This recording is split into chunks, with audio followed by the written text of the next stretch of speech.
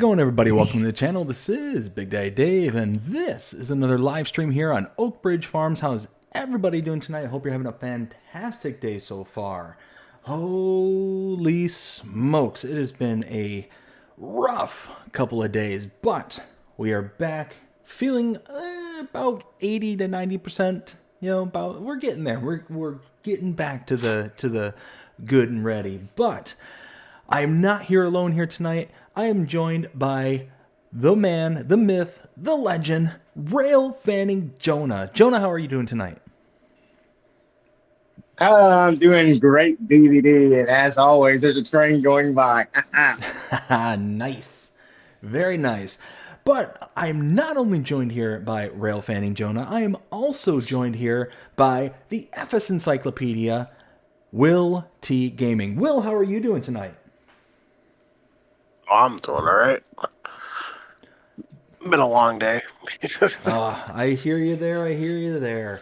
Like I said, I'm only about 80 to 90%, somewhere in that ballpark. So still got the swings, is what we'll call them. Those kind of not I won't call it a regression. I'll call it the swings. It's where you're just you're going back just a little bit, but then continuing to pace forward. I think that's probably the best way I can describe it, without getting too into the details. Oh my goodness. And we might be joined here later on by another guest here. So unfortunately right now, not in the chat, but we'll see if he ends up joining us. So, gentlemen, what has your weeks been like here this week? Jonah, how about you? Well, my week's been quite normal, in terms of just doing my job and everything. But, yeah, like I say, I've been watching trains. Did catch that special train last week with all the tanks on it. That was pretty cool. Yeah, you sent me a picture of that. That looked pretty intense right there. You got, getting to see one tank in real life, that's pretty cool. But then you see multiple tanks all just kind of boom, boom, boom, boom, boom, boom, boom on a massive train line. Like, holy smokes, that's impressive. I know. Will, what about you? How's your week been?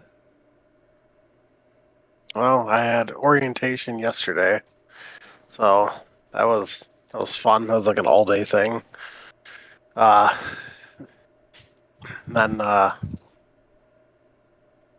today's been today, as you already know. Well, I tell you what, how about we have ourselves a good time here tonight and try and make it a really, really good evening. How's that sound to you? Sounds perfect to me. Yo, quick Sounds question good for to you. Actually, while we're talking, though, because I just remembered Sunday's Father's Day. Ooh, Sunday is Father's Day. Are we gonna skip Sunday because it's Father's Day so you can spend time with your kids? I don't think we'll have to. I do need to follow up with you though in regards to the show though. So when we finish up here, we'll talk in the back end. Okay. Beauty. All right. So, gentlemen, before we get going, you guys want to give yourselves any shout outs? Jonah, do you want to start? I say, if you like trains, go check out my channel. If you want to see that military train, it's pretty cool. Go check it out. I got multiple shots, even some drone shots of it, so go check it out. Very nice, very nice. And Will, what about yourself? Any shout outs you want to give? Oh, yeah, a couple actually, yeah. So if you guys want to stay up to date with any kind of news, updates, mods, stuff like that, please check me out over on Facebook at Will T Gaming FS Encyclopedia, where I post news every day. I post mods, updates, stuff like that. And of course, I also alert BDD about any new maps or updates that come out. And you can also find me over on YouTube at Will T Gaming FS Encyclopedia as well. But you can also find me over on Twitch at Steinen84. Nice, nice, nice. All right, go through the chats here real quick. We got Rail Fanning Jonah, of course, with the stream snipe. Starting to feel like we're getting back to normal here. I really like that. Says, y'all ain't going to beat me this week, or this time. Nice. And then Jasper, the farmyard ghost, with the follow-up says, hope Klaus doesn't mess things up tonight. Here's hoping. Here's hoping. I don't know, Yep. Jonah. What do you think? Maybe we're lucky he might not show up, but seems like every time we mention his name, he just has a knack for showing up. But maybe he's not watching yet. I mean, here's hoping. Here's hoping. Samuel Wilkinson Jr. How is it going, Samuel? Hope you're having a fantastic day so far. It says, what up, bro? BDD. What up, Samuel? Hope you're having a fantastic day so far. And says, I'm sorry, live stream late. Don't worry about it, bud. We have only been on for, what, about 10 minutes, if that? So no worries whatsoever. Now, one thing I'm going to point out here tonight is I'm trying something new. At the top of your chat box, you may see a little targeted goal for 5 super chats, specifically teals or higher. If we can meet this goal within the next 3 hours, I will go ahead and stream on Friday. So that is just a kind of extra incentive if you all want to see that. And yeah, just wanted to throw that out there and see how that does. It's going to be the first time that we actually... Whoa, what did I just do? The first Can I time just we pay ever that tried off something now? that. What's that? Can I just pay that off now? I mean, it's you do what you got to do there, sir. Oh my goodness. So let's go ahead and bring us to this screen here, and I'm going to pivot in my chair so I can see what I'm doing. Now, Jonah, you said that you're actually trying to join me in-game. Is that correct? Yeah, but I have to buy the Fields and Prairies pack. Oh. You don't have that yet? That would That's like, like- make a difference. That right there is like the best DLC for 25, I think, so far. Well, Oh, that's why I am like, well, hearing that from you, Will, that's why I'm in the process of getting it. When it's got Will T's endorsement, it's an automatic buy for Jonah. Automatic. Will T approved. Will T approved. Let's see. Mega Farmer says, hello, buddy. Hope you're well and settled in your home. Smash that like button. I appreciate it, Mega Farmer. I am getting there with the farm. Oh, not farm. With the house here. Yeah, Farm? I know. Hey, you know, hey, in all fairness, I live more out in the country than I have in the past 15 years. And when I'm done with it, there's going to be chickens. There's going to be maybe a cow. Maybe. We'll see. Sounds like he's trying to make excuses to me, LOL. Hey, at this point, I can't make any promises because I don't know if my home is technically zoned properly for me to have livestock like that. Chickens are one thing, but having a actual cow, I don't know if I'm going to be able to get away with that one. Did I? Hey, God. Ken, how's it going? Hope you're having a fantastic day so far. Yeah, not bad, Mike. Oh, beauty. So, the whole gang is here. Thank you for joining us here tonight, Ken. That's not a problem. Do you want to give yourself a shout out or anything before we get rocking and rolling? No, I'm good, Mike. Pippa's mom says hello. Hi there, Pippa's mom. How are you doing today? She's good. Awesome. Oh, my goodness. So it has been one heck of a week, y'all. One heck of a week. So, as we all know, Sunday, I was supposed to be listed to do the Sunday show, the Agribusiness Tonight with Wilty Gaming. At about, I don't know, maybe about 1 o'clock in the afternoon, I'm just like, something just not jiving. Something's not feeling, 100%.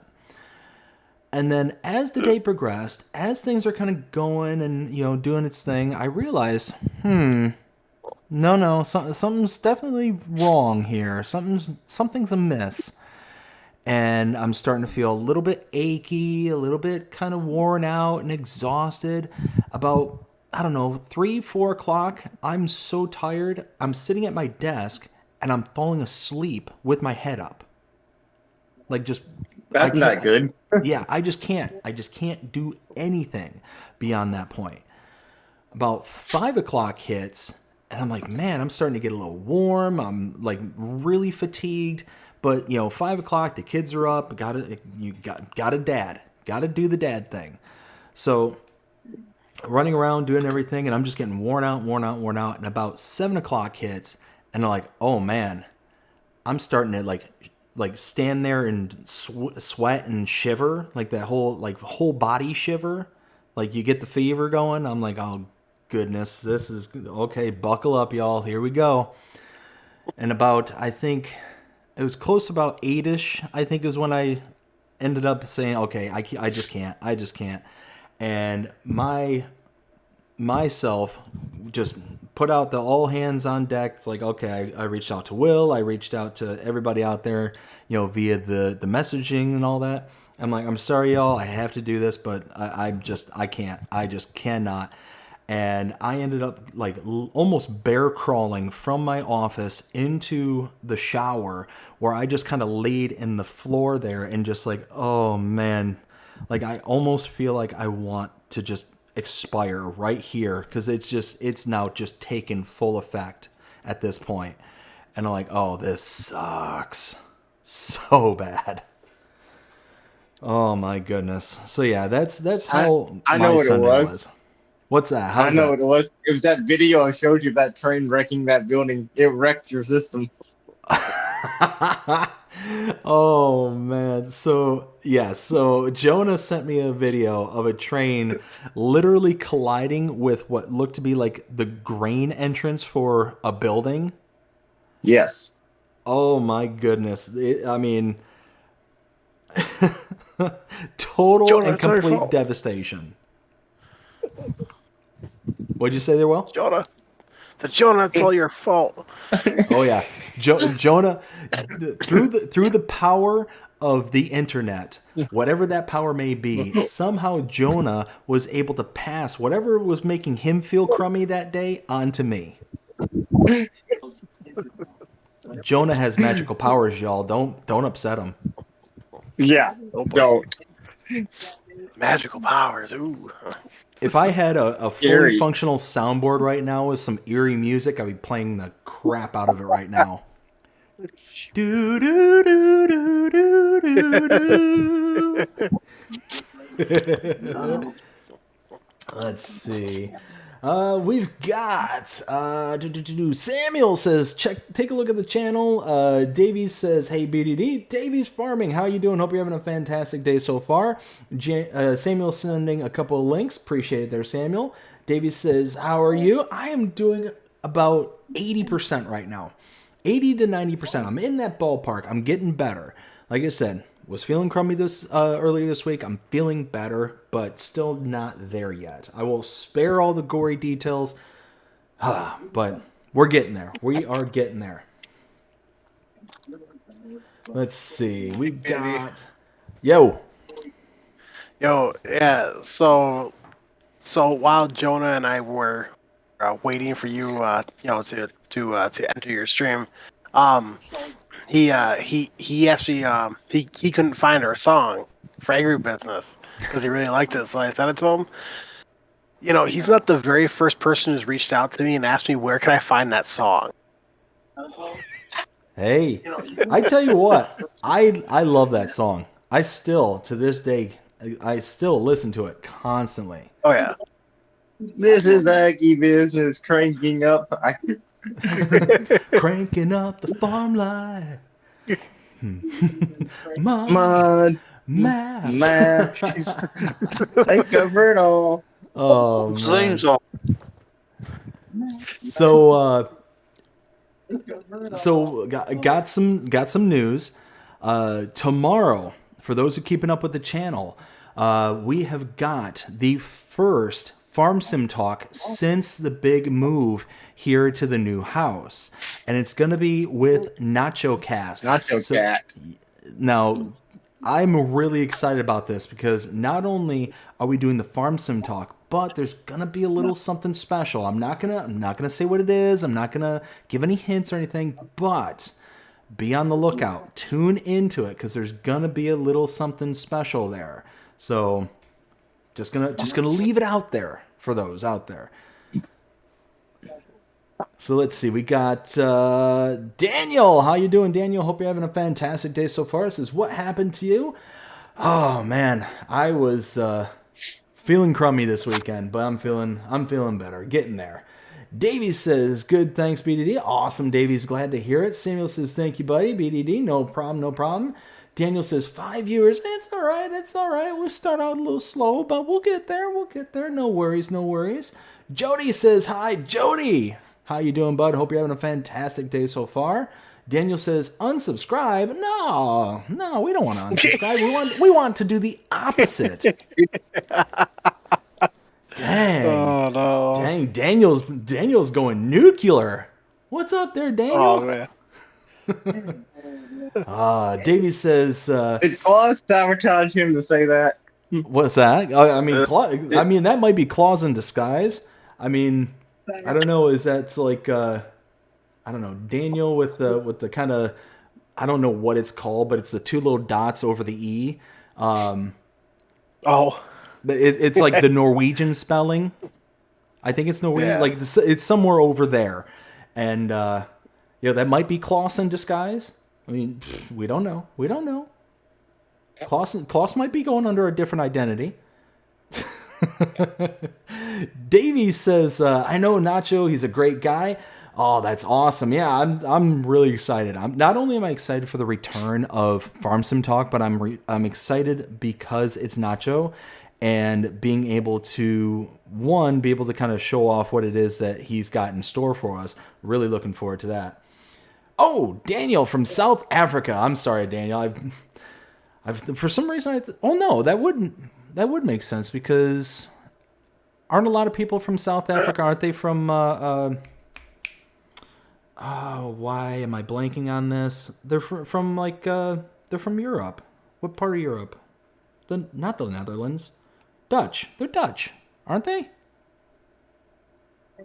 Am I just going crazy? Oh. I might be going crazy. I don't know.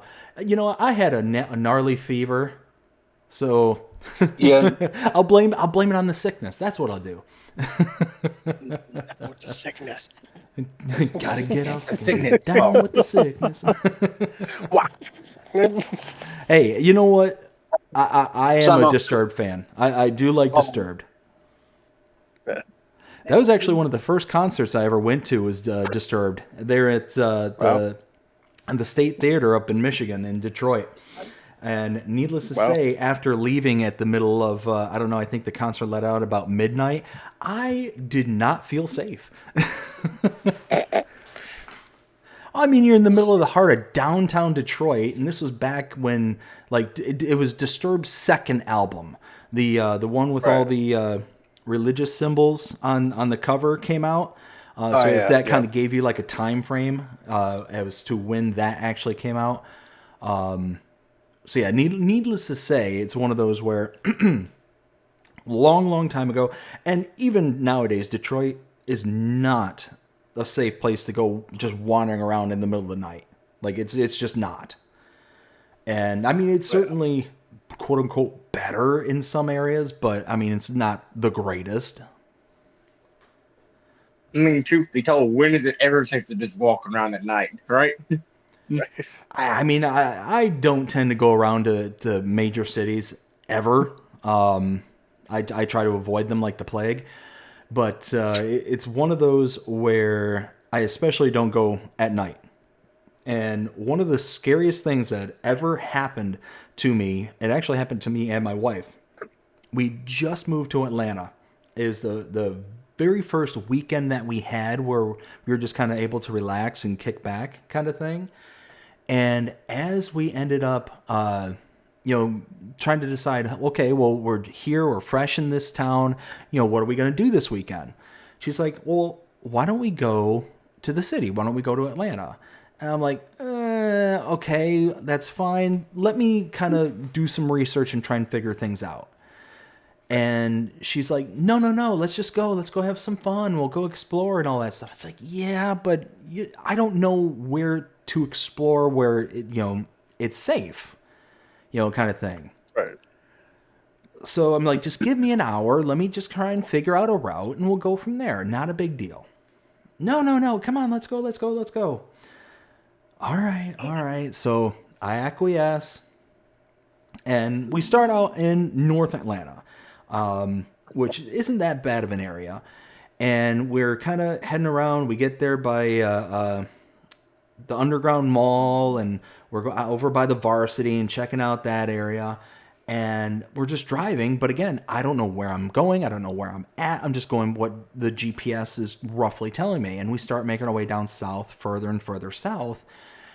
And then we realize, oh, wow, there are all of a sudden hundreds of homeless people all around us. And they see us in our, at the time, our newer vehicle. And they start all swarming the car, like all starting approaching, and all of them are like painting like a bead right on us, and we're stopped at a stoplight. I'm like, oh crap. So I don't know what to do at this point. I don't like that there's literally dozens of people walking up towards us, towards the car. So I'm like, you know what? Forget it. I just punched it and I went around the corner and took off. It's like, you know what? Right. Even in this, we're talking it's like 9 o'clock at night, maybe even later than that. It might have been like 10, 11 o'clock at night. Now I'm thinking about it. So it's like you're not just coming over to panhandle kind of thing, especially at that time of night. Right.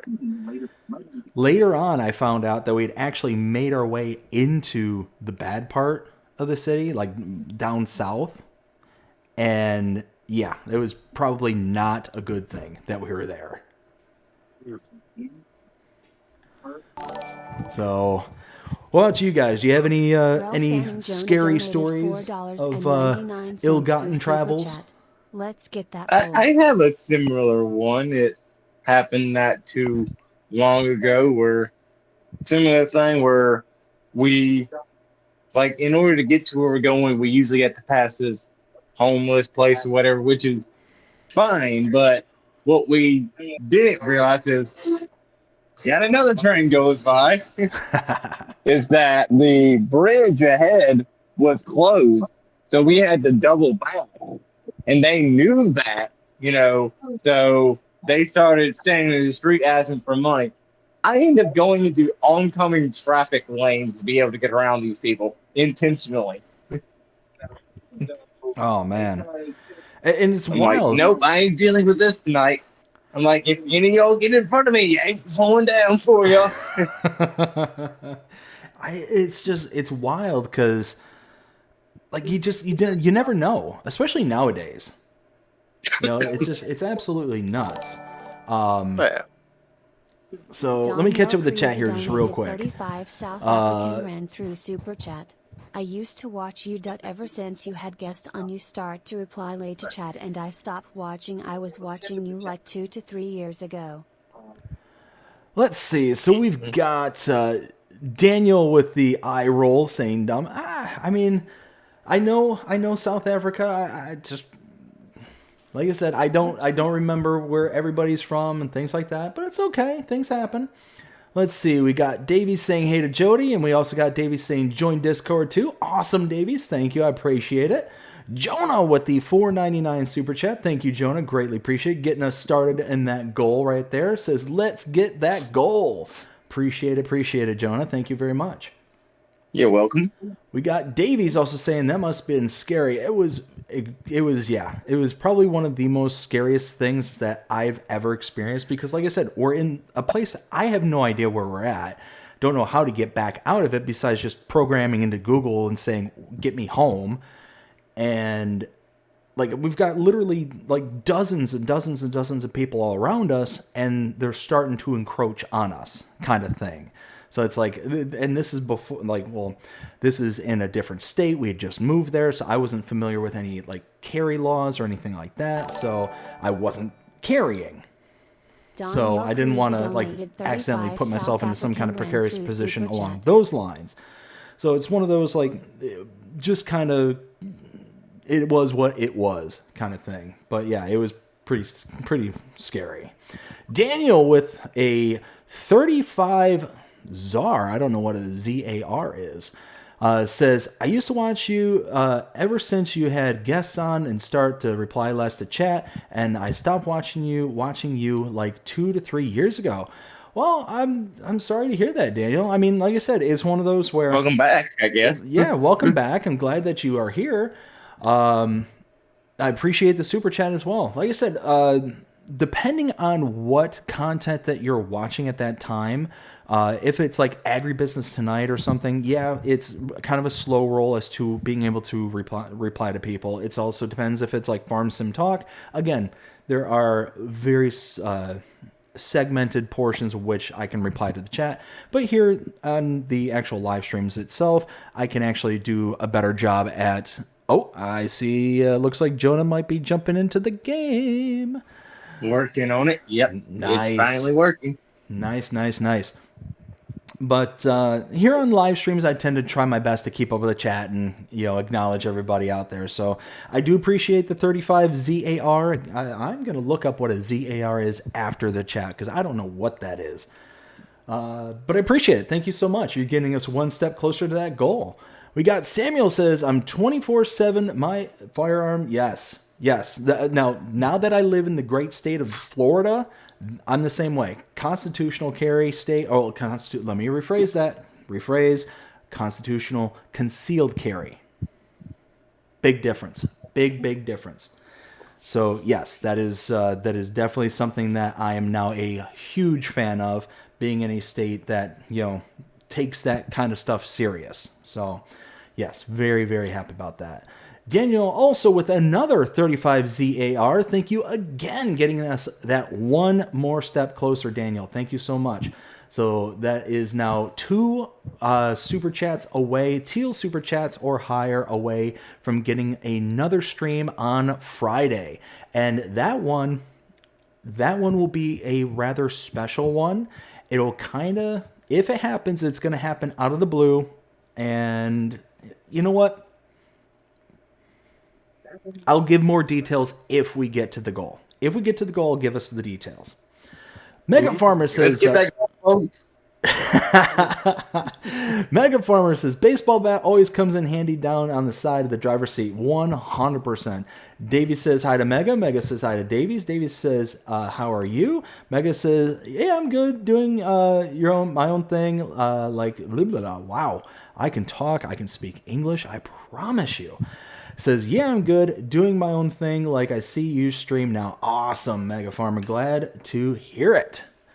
All right. So, Will, what about you? Do you have any crazy stories along those lines? Nothing like that. I mean, that I actually did get lost in the Adirondacks a couple times. Oh. So, because I had to be like, 10, 11, maybe 9 years old. I was like super young. I thought I knew right where I was going. So this one time I thought I was going the right way. And then I had to realize, this isn't the right way. It started getting dark out. Like the sun started setting. And the last thing you want to do is be stuck out in the Adirondacks woods, or in the mountains. So I'm walking back. I'm young. I started crying because I'm like, great. I don't know what's gonna happen. And then out of the blue, I see this dark shaded color walking towards me, like this figure, and I'm like, oh no, because bears are up there, right? Oh yeah. So I'm like, oh,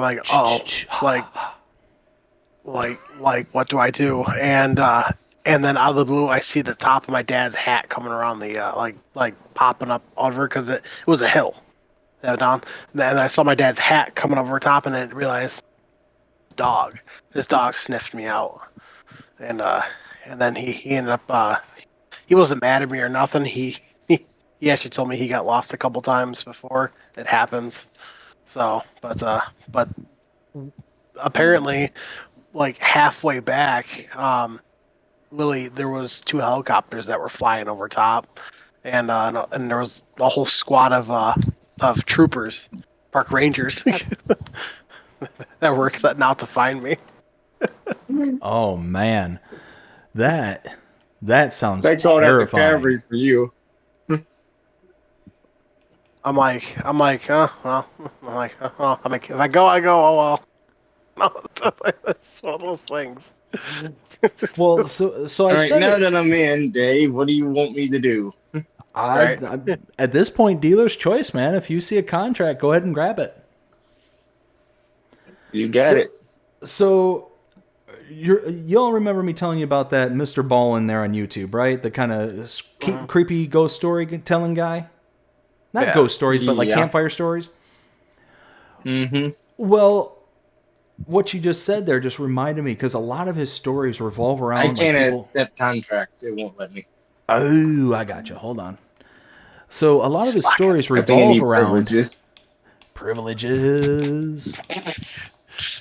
Did you do your chores? Yes, Daddy, I did. All right, give it a whirl. So, all right, thank you. So a lot of his stories revolve around like people getting lost in the woods or very strange things happening out in the woods and all this stuff. And it just reminded me of like some of the stories that he's told on there. Like, it just sent chills down my spine. It's like because he's a really world-class storyteller. Like, listening to him just tell these stories is just it's next level kind of stuff. Let's see. Let me catch up with the chat there real quick, and then we'll have Ken chime in and tell us any stories he may have. I think I left off with Davey says, I live streamed too, just started 2 weeks ago and enjoying it. That's awesome, Davies. Congratulations, man. Keep it up. Daniel says, somebody else super chat. I don't have money left. Well, I appreciate it, Daniel. Again, thank you.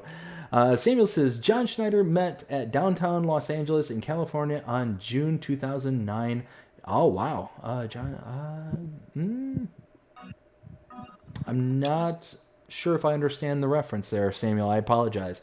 Mega Farmer says, in Bristol one night a few years ago on a stage due, a few of us got lost and loads of slappers, hookers, thought they were undercover cops that called them pimps, were soon chipped off. Dodgy play. Ooh. Yeah, that does sound dodgy. Holy smokes. Oh, man. You know what? That reminds me. Apparently the worker doesn't like electrical poles. Oh yeah, no, I got some stories about stuff like that. I'll tell them here in a little bit. But let's see. Let's go ahead and get this person unstuck from the pole. There we go. Daniel says, sorry if I'm being mean to you. No, Daniel, don't worry about it. It's all good, man. It's all good. We're all adults here. I'm a big boy. I got my feelings on lockdown. We got Mega Farmer says, that's what I was on about, Farmer. Very much enjoy it. That's awesome. Awesome. So Ken, what about you? Do you have any scary stories about either getting lost or going into places that you're not supposed to be? Well, the only scariest story I can tell you is about 30 odd years ago. I rolled my mother's car. I ended up going into a ditch and rolling my mum's car. Oh wow! Which landed back on its wheels. It cost me $1,000 in fines. The car actually came out quite unscathed. It had a couple of dents above the window screen. I bent the bumper. Had to unplug the tailpipe because it was full of dirt. Jimmy opened the bonnet and they had to put another spark plug lead on. Got it back on the road, put the key back in the ignition and started up and drove it home. Wow. Holy, yeah, so that had to be terrifying. Yeah, I was about 25 when that happened. I'm 59 now. So, yeah, So, that really sticks in my head. so what happened to have you roll the vehicle? Were you just like horsing around, or did you just? Were you trying to Uh, redecorate like me? back then, I was changing a cassette tape out of the player and putting another one, and took my eyes off the road. Distracted driving. Yep, that'd do it. That'd do it. Yeah, I thought I'd do my own version of Jigs the Hazard. Didn't quite pay off. No. I mean, somehow, some way, them Duke boys, they can clear a mountain, no problem, land on their wheels, and just keep on riding. I've yet to be able to figure out how to do that one. Yo, do you know who reminds me of the Dukes of Hazzard? Who's that? Dom Toretto from the Fast and the Furious. Oh, for sure. For sure. Oh, my goodness. We got... go ahead, Ken. And about I'll have a new gaming console so I can get onto multiplayer and join you guys in. So, Oh, I got you. The console I share with Pippa will not let me join in multiplayer. Oh, I gotcha. So, yeah, it's going to be about 2 to 3 months. I should have a new one. Nice. Well, yeah, hopefully then we'll be able to get you in here as well.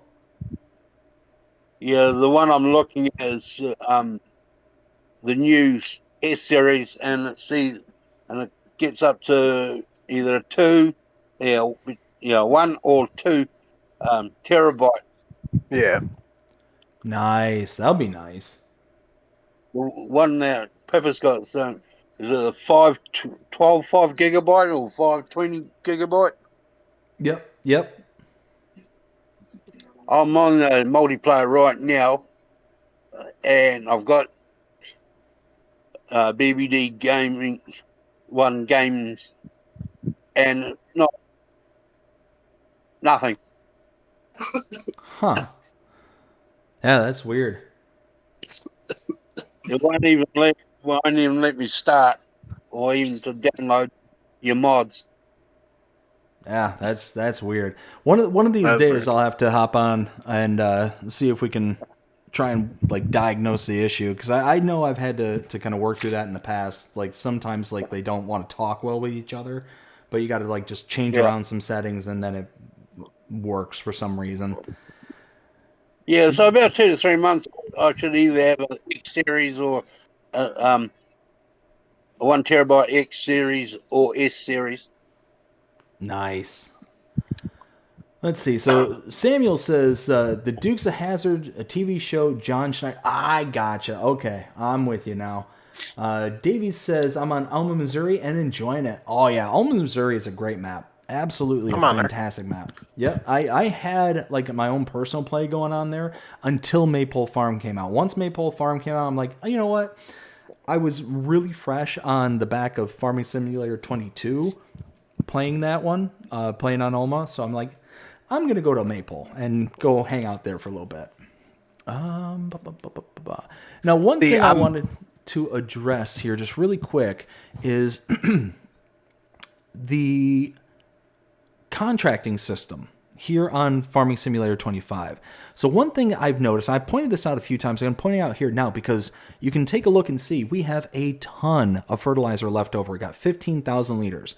Now, one thing that I used to do very consistently is buy the fertilizer from the one pack that we had in FS22, where you could buy it for like 5,000 liters for $1,000 each pallet kind of thing. It was ridiculously cheap and it was a lot. But you could make really good money because you would sell it back with the contract and you'd make a profit on top of that. Well, for some reason, here on the contract screen, you can see the reimbursement always equals 0 for some reason. Now I should get $22,949, and if I collect on that, $46,291 up in the upper right hand corner. It is reimbursing you for the price for the fertilizer or the material that you have left over that is basically getting sold back. So I like to point that out because it is a thing here on the game. It's just for some reason the contract screen never shows it. I don't know. Have you all ever come across that one? No. No, I don't really do contracts all that much besides when I'm doing them with you. Same here. See, I don't know any other good way to like make money here besides like sitting there and just waiting for the farm and the fields to like churn out product. Like, and I've got to be able to have money to progress a story or to kind of show things on the screen. You could just be like everyone else and just skip time. Yeah, but It's not realistic. Let's see. We'll go ahead and do mowing. Why not? Let's do some mowing. I think I got to wait one more month before I get to the grade 2 on my fields for the grass, so I'm going to hold off on them for one more month.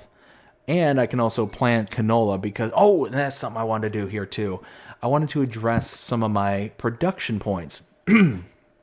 So I've got the biogas plant, because you always start out with the biogas plant, as well as the sawmill here on Oak Ridge Farm. But I also got like the ethanol plant, the fermenting silo, the fertilizer plant, and the greenhouse for wood productions. And what I've got here is I've got 30,000 liters almost of wood here at the sawmill. It's about 25% full almost. So why not start producing some of the stuff for outputs there? So that's going to chug away. That's going to continue to produce. Fertilizer's still working slowly. We've got this. Now, this is something I wanted to look at because I've got 1.3 million liters of silage in here. I could be sending that over to the biogas plant and making some cash. So the only problem is, have you all noticed this? The fermenting silo, I think that's by Omatana. Will, being the FS Encyclopedia, will correct me if I'm wrong. But if you click on the change output mode, look at this. It changes everything down the line. Like, have you guys run into that by chance? I don't really distribute things. I tend to bring them myself if I do anything like that. So. What about you? I can't say I haven't ran into it because I don't use the biogas plant. I don't really use it either.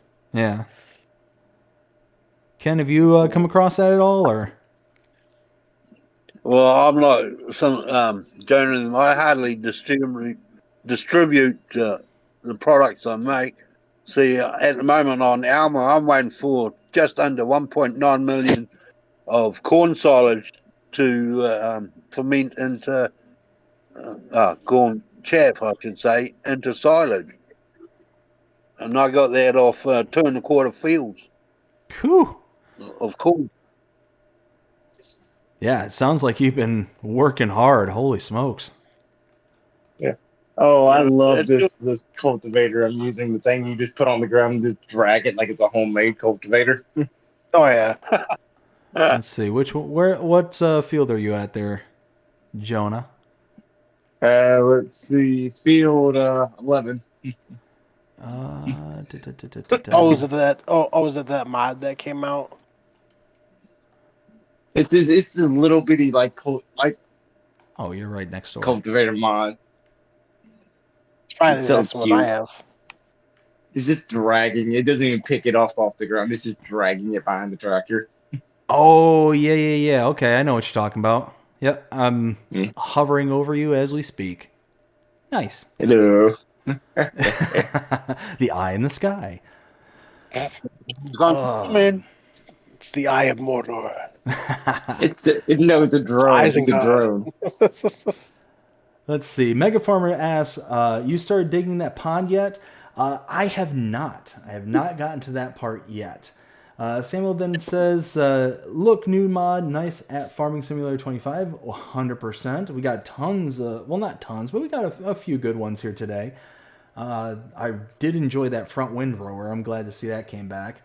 Let's see. Davies says, I don't do them. Gotcha. Mega Farmer says, I just built a little area yesterday getting ready for 4,262 milking cattle. Whoo, boy. And then also says, fermenting silo is slow though. Term them all and then change it. Gotcha. I gotcha. Davey says, I started an old buffalo dairy farm on Alma. Nice. Very nice. So, like I was saying, a couple of stories that I had. So again, one was regarding homeless people. The other one was regarding the ladies of the evening, we'll call it. So nothing bad, like from my perspective, I promise. So sure, LOL. No. I promise. My word is good. I promise. So we'll start with the homeless people because that one seems a little bit more benign. So, my father has a friend who owns a small electrical appliance shop kind of thing. Does like small appliance repairs and the like. Well, one day I went up there to go drop some stuff off to him and his wife. Now, most of the time his wife is up there by herself, like running the cashier, like the cash register and getting the small parts and stuff like that. And the husband, he will kind of not hang out, but he's the one that's doing like the fix-it jobs. Like people bring like AC motors, like for the big fan on top of the air conditioners, yeah, I need to go through here. Like the bigger kind of repair jobs, or he'll be out and about of the shop to like self-diagnose. What am I hooked on? There we go. To diagnose things, out of the shop. So this particular day, his wife was the only one that was there at the shop. And I had pulled up there and I had my wife's car with me because I was carrying something a bit bigger along with me. And she has her SUV. Well, as I'm inside the shop there, I look outside and I see my wife, she's got tinted windows. And this homeless guy comes walking up to the car and he starts like looking inside the car during the day with, people like inside the he can't see inside because the windows are tinted, but he's like looking inside my car, and I look over to her. I'm like, give me a second. So I wander over and I open the door and it's like, hey buddy, you got a problem? And he like looks up at me with his like drunken stupors. Oh, I'm sorry. Like, and he starts like approaching me. I'm like, dude, you take one more step, you're gonna have a really big problem and you're not gonna like it. Like, you need to walk in the opposite direction from me. And it's just, like, one of those, like, you can tell there was just, like, vacancy behind those eyes. Like, something just, like, wasn't all there. And thankfully, he listened. Thankfully, it was just one of those, like, one of those kind of things. And at that time, I was, I was carrying, again, because Florida. So it's one of those like, look, that's not, I don't want that to be my resort, but I'm certainly going to protect myself and I'm certainly going to protect my property. Right. So it was one of those kind of gnarly events. But the other one with the ladies of the evening, back when I was 18, I used to work at a gas station called Speedway. And Speedway, the convenience stores of Speedway. So while I'm sitting there working, I'm working overnights, right? So I'm working from like 10 o'clock in the morning till 6 o'clock. 10 o'clock at night till 6 o'clock in the morning. And we're right off the highway. So we're a big, like not a big, but for our town, a small town, truck stop kind of thing. So all the semi trucks are coming up there and they'll occasionally park out back and all that stuff. And one of the things that we used to have to do is the truckers that were coming up and down the highway, they use a completely different kind of gas station system, like a gas fill-up system, because vast majority have their own like company credit cards and all this stuff, and it requires special authorization for you to be able to use them. You have to run, like, you can't just, at least back in those days, you can't just run them like a normal credit card. You can't just swipe and go kind of thing. Like, you have to come up with very specific receipts, and like it used to print on one of those old dot matrix printers. Like, you remember those things, like the really loud rackety things that would just kind of zip back and forth. So as I'm sitting there kind of, cashing out people and all this stuff, I got a big line of customers. I'm the only person working because, again, small town, middle of nowhere, in Michigan. I'm the only person working overnights. All of a sudden I get this guy comes in. He's like, "Hey, buddy, I hate to tell you this, but you got a lot lizard in your you got a lot lizard outside." Oh boy. And I look at him, and I'm like, "What? I got a what now?" He's got a lot lizard out there. I'm like, "What is a lot lizard? Like, I have no idea what you're talking about." He's like, "Dude, you got a lady of the evening out there. Go handle it." And when he said this, I've never heard this term before, lot lizard. And after everything was all said and done, it's like, okay, well, I can't like go out there and approach her kind of thing and like shoo her away. Like, I can't just like leave the store to do that because, again, I'm the only person there. So I have to call the cops. And I'm like, "Look, I just had somebody tell me I've got a lot lizard out in my parking lot. Can you send somebody out here to take care of it?" And they're like, "Okay, sir." So you're up at the, because it's a small town, so we're calling the local police and all that. So they know exactly what I'm talking about, even though I don't even know what I'm talking about at this point. And they're like, "Okay, sir, you're up there at the local speedway. We'll send somebody out there, right away." And sure enough, within like 2 minutes, we got a cop come rolling in and all this stuff. They kick on their lights, and I can see them like blinking out in the back parking lot and whatnot. And the store starts to slow down, clears out, and does that whole rigmarole. And as things start to slow down, I go to stick my head out, and sure enough, they got this woman out there, and she's in like the revealing clothes and all this stuff, and she's like hands behind her back, cuffed up and all this stuff. They're getting ready to put her in the car, and it's like, holy smokes. Like, I never would have thought in my little small town, and this is back when I was 18, so this is like over 20 years ago, like anything like that would have ever have happened. And it's just like, holy smokes. Like, I guess this stuff can happen anywhere. Mm-hmm. That's the thing about, I know them. Like, that's crazy with them lot lizards. Gotta watch out for them. Oh, man. And like I said, man, it was like the guy just comes walking in. He's like, "You got a lot lizard out there." And I'm like, "I got a what in the who now?" And again, I've never heard of this. And it's not like I just started working overnights or anything like that. Like, I'd been there for like a few months, right? So it's like one of those, like, I'd never heard this term before. And then it's like he had to sit there and explain to me what he was talking about. So it was just the most wild experience I'd ever had up until that point. It was the first time I ever had to call the cops, like, for any reason, like for the business purposes and stuff like that. So it's like, well, what do you do? What do you do at this point besides do that? So I don't know. It was just one of those kind of the wild and crazies. We don't have like any like extra fertilizer laying around because I need like just a little bit more to cover that, but I don't want to buy a whole another 1,000 pack. We don't have any more fertilizers laying around, do we? Up at the shop there should be a like a bulk buy. Perfect. Well, because I used to work at a gas station called Line. And it's a huge truck stop. Plus, it has a Denny's connected to it, and it's just a big old gas station.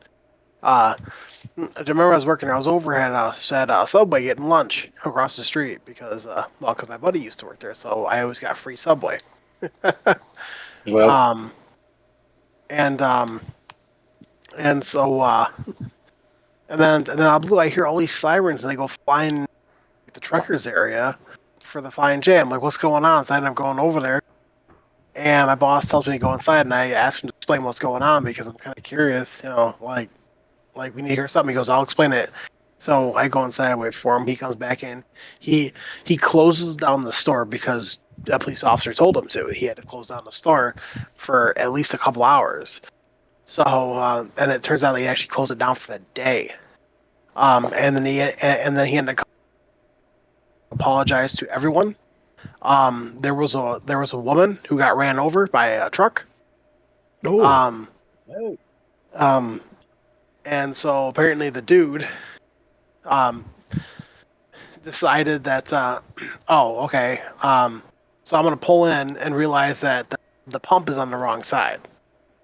So he goes and he tries backing up. He backs over her, like runs her over with the wheels in the back, and then he doesn't realize what he hit, and then he ends up pulling forwards and running her over again. And this is with like an 18-wheeler? This is with like a huge box truck. Oh my goodness. Like I can understand like being oblivious to like something like that if you're in like a giant 18-wheeler. Like you're not really going to feel much in a big semi truck. In a box truck though? Okay, so I'm trying to, okay, so you've seen like those huge like U-Haul trucks, right? Like the bigger ones. Yeah. Imagine a box truck bigger than that, but smaller than a semi. Okay.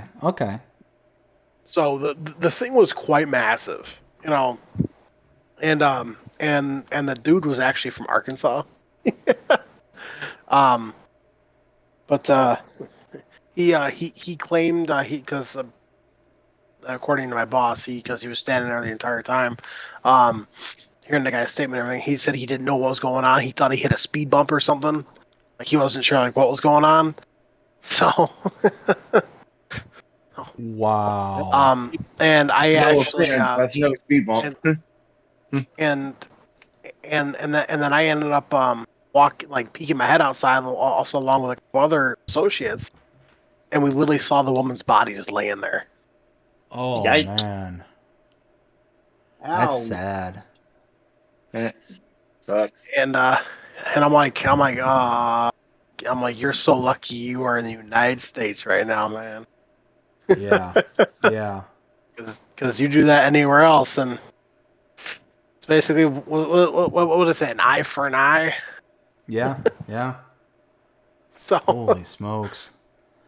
Let's see. Davies Farmer says, want to make mozzarella, makes lots of cash. Yeah.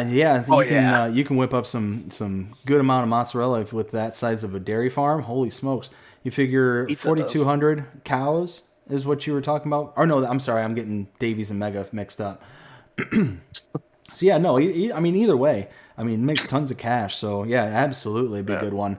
Mega says like an 18-ton lorry. Yeah, so yeah, exactly. I could understand like not knowing what's going on if you've got like a massive truck like that, because you got multiple wheels and you're not going to feel it like as much. But even like the biggest box trucks, like maybe to be generous, they might have the dual axle in the rear. But most box trucks, even at the larger end, are going to only have two axles. So you're going to feel the whole truck like rock. And I mean, even still, like, how do you not remember or realize, hey, there wasn't a speed bump as I pulled in? Like, how do you not put two and two together at that point?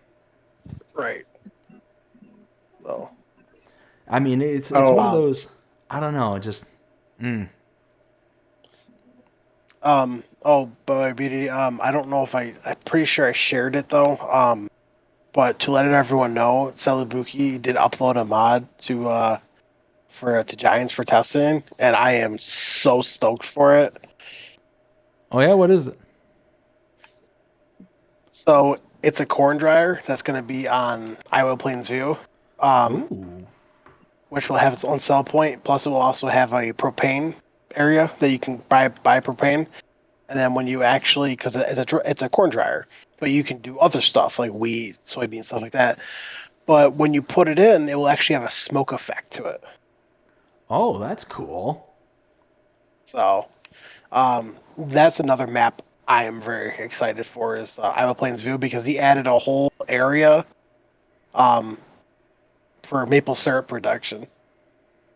Wow. That sounds cool. So Let's see. Mega Farmer says, feel for the lorry driver. I was an undertaker for 6 years. I've seen it all. Holy smokes. See, there are certain jobs in this world that I know that I could not do. I think that's one of them. an undertaker. Yeah. I mean, it's one of those where I know for a fact that I couldn't be out on like the Alaska, like what's that fishing show with the crabs and all that stuff up? Deadliest Catch. Deadliest. I know I couldn't do that. I know I couldn't. I get so seasick so fast that you throw me on one of them boats in the monster ocean just rocking back and forth. Nope. Big no. Couldn't do it. Could not do it at all. I know I couldn't be, I don't know, a high tension wire electrical engineer or whatever, like the people that go scurrying across those mega towers to fix the electrical poles and stuff. I know I couldn't do that. It's not that I have a problem with heights. It's that, hey, I don't want to be like just free hanging from, the middle of a tower, several hundred feet in the air and there'd be high powered electricity all around me. Don't want nothing to do with that. Speaking of that, like those people who actually like go to like those kind of towers just to replace the lights in them for like airplanes. You do it, was it 3 times a year? That's all you do. You do it 3 times a year, and each time you do it, you get paid with $250,000. So wait, say that one more time. So every time you go up there, you get paid $250,000? Yeah, every time you go up there to replace a bulb. And no one wants to do it because it's so high up. All right, y'all. Apparently, I got into the wrong profession. Holy crap! You're not kidding. Like, I need to get over my fear of heights. Dave, you too. Like, say, let's all go make some money. Only 3 times a year. That's.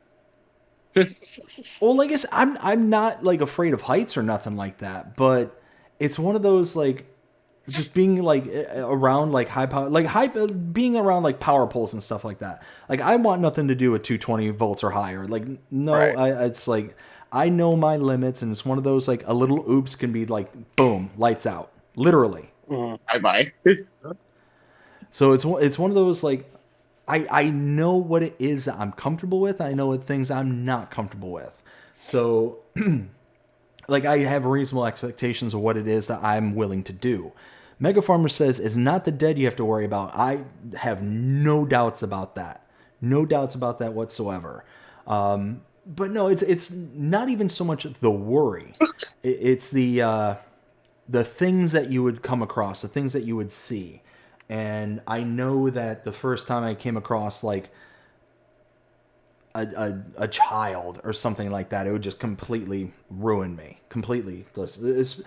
You know what? I take that back. When I was younger and didn't have kids, that's when I would have been like okay, it would have sucked to have been around. But now that I'm a father, like I way too easily associate different things. Like to my children kind of thing. Right. And it really kind of it messes with you as a parent. I'll give you a perfect example. I was watching a video, or I was listening to a video because I was working at the time. And it was about all right, let me try and remember all the details. Oh, that's what it was. It was about a 19-year-old woman who jumped, beat up, like brutally beat up, an 11-year-old child. Like, That's terrifying.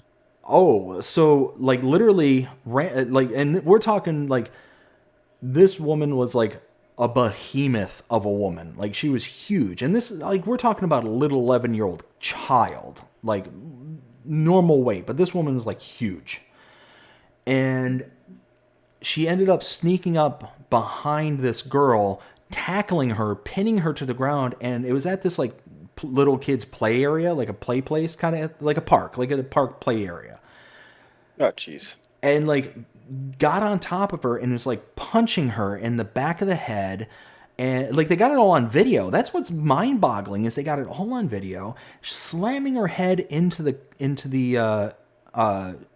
equipment and all this stuff. This little 11-year-old girl had like a massive concussion, was bleeding everywhere. Like it was awful. And I'm listening to the whole thing, and I'm just sitting there thinking, like, if that was my child, I don't know if I would have had the restraint enough to be able to not do something like awful. Like I just don't know. I just don't.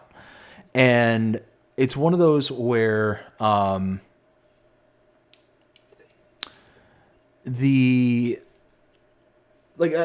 very quickly like associated to my little girls, like what would happen if kind of thing.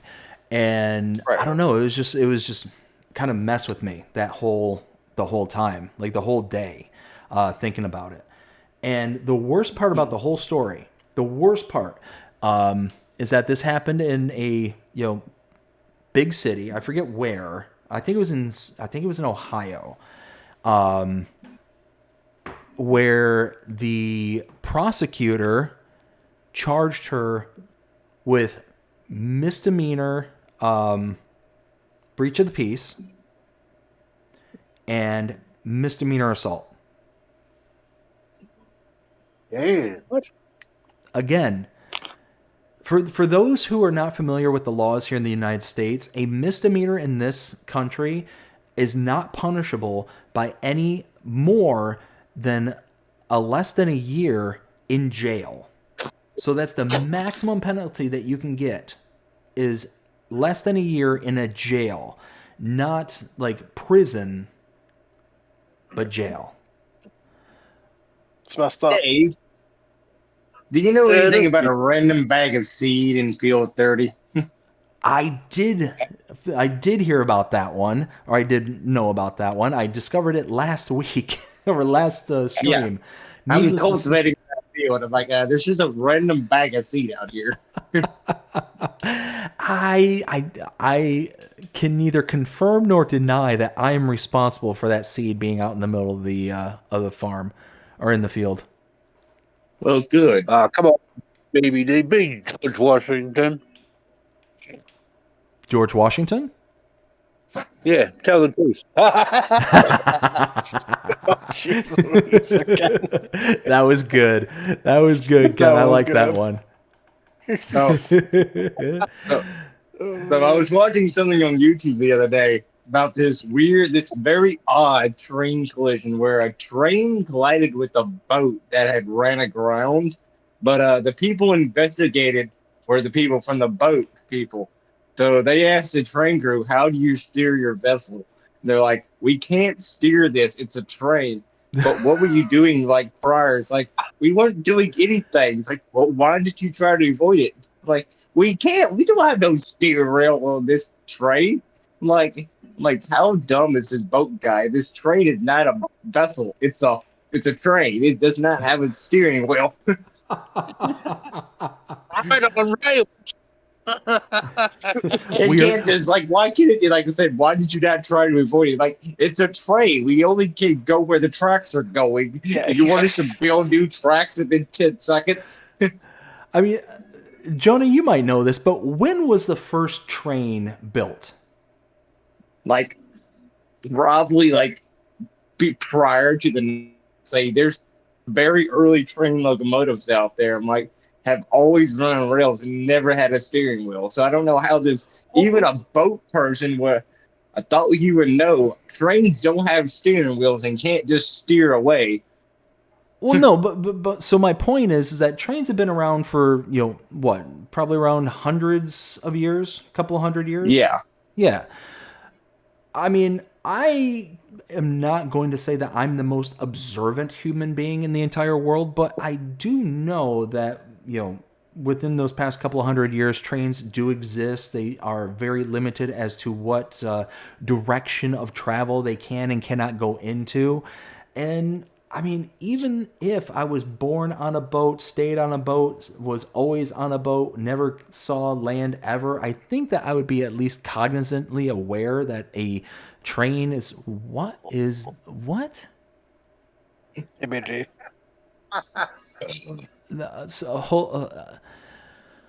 There's something. Okay, Jonah, are you messing with me right now? No, what's going on? Like, for real, what do I need to go look at? I'm up here at field 8. You said that you found a bag of seeds in the middle of field 30. Well, I just found a pallet of Rennie wrap out in the middle of field 8. What's that?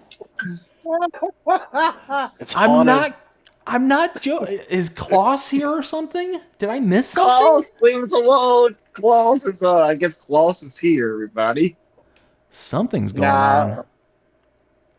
What about you guys forget about Jasper? He could be playing a practical joke. I mean, I think Jasper still does it on occasions, but he usually, doesn't do it that hard. I mean, sure, he does still do it on occasions, but I don't think you may leave one, you won't leave multiple things laying around.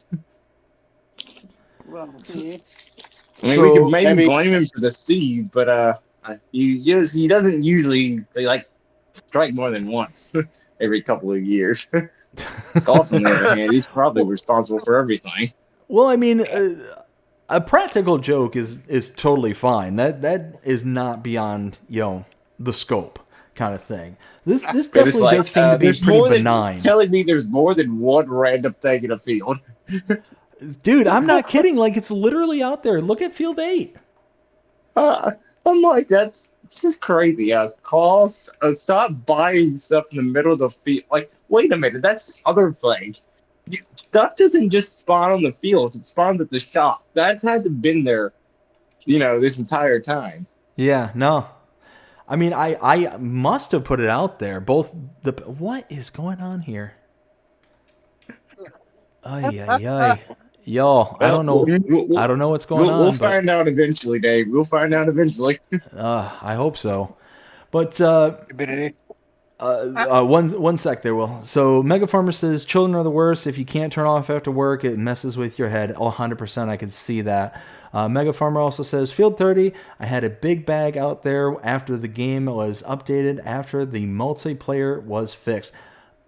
Maybe that's what happened to me. Maybe it was an update. What is happening to this AI worker? Oh my goodness. The AI worker is just fighting with me. Does not want to do this job. It's I want to go home early. Let me leave already. I quit. So anyways, Will, what were you going to say? February 21st, which is actually my birthday, but it's 1804 was when the very first train was made. Okay, so yeah, a couple hundred years. Yep. Yeah, so I looked it up. Hey. So that just strengthens my point. Everyone knows a train doesn't have a steering wheel. Well, that just strengthens my point, So I was saying, even if I was born on a boat, lived on a boat, my whole life was completely never off of the boat for any reason whatsoever, I'm still going to be cognizant of the fact that, hey, these trains do exist on parts that I'm not familiar with or that I don't exist on, and at least be cognizantly aware that there's going to be some kind of component of it not being able to steer, it not being able to do things. Come on. I mean, but still, even the fact that a train hit a boat, that's not something you hear every day. A train hitting a boat. Yeah. Well, exactly. Oh, so the story I was telling you. So the woman, she got 2 misdemeanors. She got the disturbance of the peace and the misdemeanor assault. Guess who else got a charge? The child? No. The mother? The mother of the 11-year-old. How is that her fault?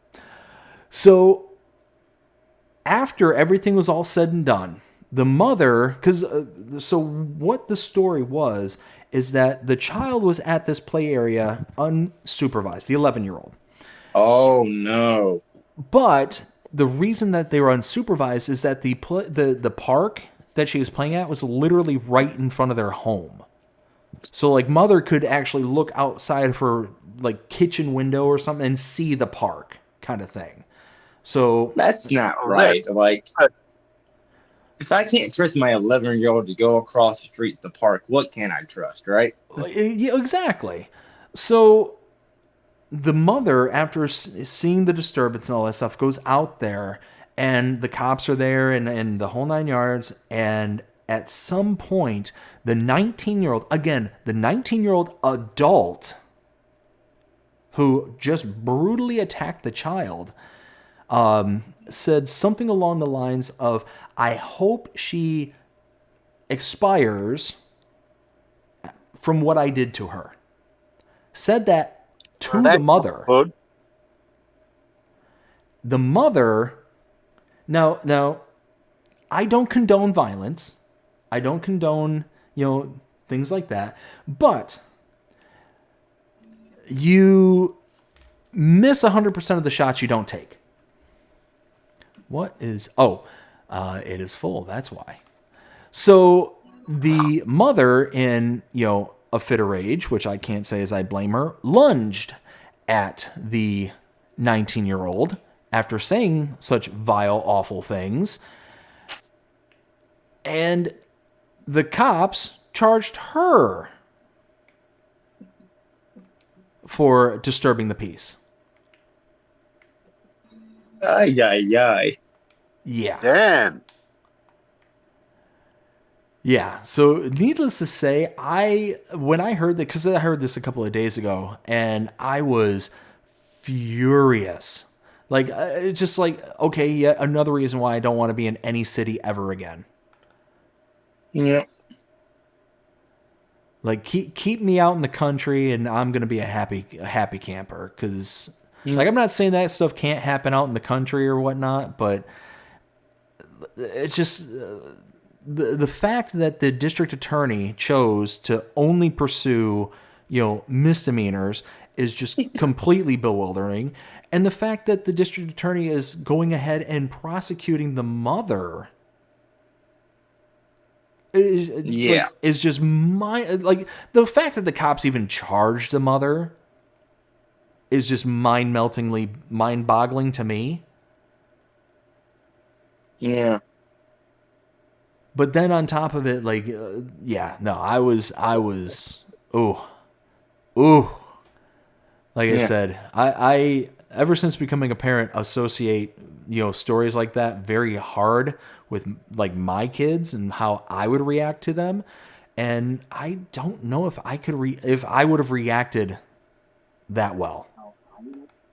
Yeah. I remember, like, say, a while back, we had something that was not like that, but where someone called on my dad because one of my sisters were misbehaving and everything, and my dad, spanked us for discipline. So, and they'll do it in public and everything, no matter what, just because they wanted, because you should be able to discipline your child. Well, someone called it into the cops, and he was abusing his child because he was hitting his child. And cops coming and asking, well, I'm disciplining my child. This is how I do it. If you got a problem with it, well, this is how I discipline my child. They're like, well, maybe not a good idea to do it in public. Well, they need to remember they need to stop doing this right now. Yeah. It's like, I'm like, what is the world coming to? There are people, we can't discipline our own child where we want. Yeah, it's nuts. It's nuts. Yeah. Sorry, I had to go grab some cake. Ooh, how dare you? I want You cake. didn't bring any share? Yeah, you can mail me half and BBD half. And no, mail you have to cut it into 1/4. Mail everyone, including Ken. Well, you may have to just send Ken money because by the time it gets to Ken, it's going to be nothing left. Jonah, I'm still waiting for my subs. I told you they were there. You didn't get them. UPS must have lied. UPS must have lied. They must have ate them all. No, that because, was funny. Not this Sunday, but next Sunday is Bree's birthday. Oh, nice. You should buy her 500 subs. We actually got a cake that was on sale. We ended up had like an early birthday cake, basically.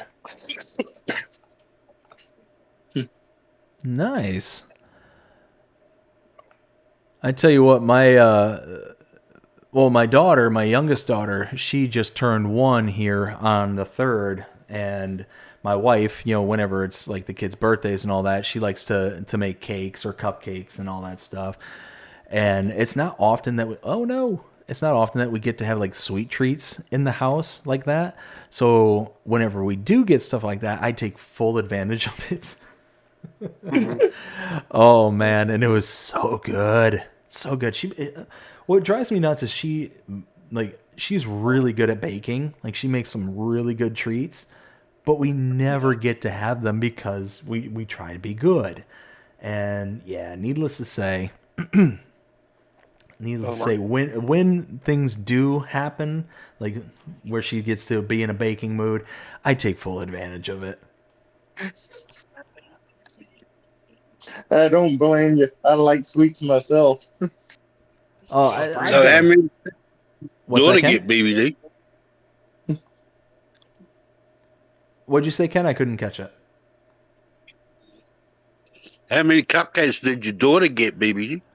Oh, so on her birthday, well, actually, before her birthday, we had like a family get together with like my wife's side of the family, and she ended up making like a little, smash cake kind of thing, so my youngest could sit there and just kind of tear into it and have, a good old time. Well, this little girl, she took full advantage of that cake. Holy smokes. So my oldest, when she had her first birthday, she ended up picking through with her hands, and her hands were all just covered in cake, but her face and mouth were relatively clean. My youngest daughter took this as an opportunity to oh no, we're going to make a professional mess here. And yeah. Oh my goodness, this little girl had cake in places I didn't know cake could go. Oh no. When she was all said and done, this little itty bitty cake that she had was just crumbled everywhere, was all over the floor, all over her hair, all over her face, all over her, we'd gotten her down to just her diaper. And there was cake. It seemed like there was more cake on her than in her. Oh my. I mean, it was nuts. Absolutely nuts. But took such cute pictures and all that stuff. It was a good time. It was absolutely a good time. Let's see. Mega Farmer says, I skipped over Samuel. Samuel says, LOL, and then Mega Farmer then says, same field, and it had 1 bag of seeds. I never bought bags of any sort because being on console, it uses slots in the shop. I was like, what the LOL? See, so maybe Mega Farmer's giving me the out that I need, because he's saying that he never bought the seed bag and that it just magically appeared in the middle of the field. So maybe I didn't do it, guys. I don't think you did. That's the thing. Say, sure, you could carry it out there, but I'm like, what are the odds of you bringing a skid steer out all the way out there to the middle of the field and just dropping it there? Yeah, just like leaving it behind doesn't seem like it's something I would do. Is that, and I'm pretty sure you remember doing that. And since you only live streamed this, everyone can vouch that they were there. Someone was probably there during one of these live streams to see you do it. And as I recall, none of us have seen you do it. Yeah, exactly. You know what, Mega Farmer, thank you very much. I feel more and more vindicated as we communicate. So thank you. I'm What have you done to this map? It's one of those moments like, I'm not crazy, you're crazy. Yeah. Let's see. Also You're the says, crazy one. have you been to the field since they've done the update? So, in regards to Field 8, no. This is the first time I've been to this part of the map. Field 30, I have not. Have I been there? I was there in the last stream when I actually just discovered the bag of seeds. Like, it was either the stream before or the stream before that, I discovered it was just kind of sitting out there. So yeah, no, it was one of those that just kind of took me off guard when I came across it. It's an Easter egg from the developer. I wonder if you could actually use it. I wonder if you could legitly use those seeds. I mean, I wouldn't see why you couldn't. I would say go out there with like a seeder or like a planter and go pick them up. You get 1,000 liters of free seed. Well, that's the thing. Is it like a full bag that's out there? It's a full 1,000 liters bag of seeds. That's crazy. And It's in the an middle actual of bag. Field 30, or Yeah, middle of field 30, pretty much. where is that bag? Oh, seed. Oh, where had it be? I'm just looking. There it is. Yeah, there's a literal bag of seed just out in the middle of nowhere. And that's the thing is I don't buy bags of seeds. So I know I didn't buy that. I know I didn't. You buy the pallets because you get 50 extra liters. Exactly. That's yeah. Which is funny how it's the same price, but you get an extra 50 liters, which adds up over time. Oh yeah. No, that's literally the exact reason why I don't buy the bags is because you get that 50 extra liters. So you know I figured it out. Uh-oh. You figured what out? I figured it out. Okay. So as soon as BDD hopped off stream, when he went out there was like, plopped it there, and I was blaming it on the map creator for it. No. I would never, ever say something was somebody else's fault.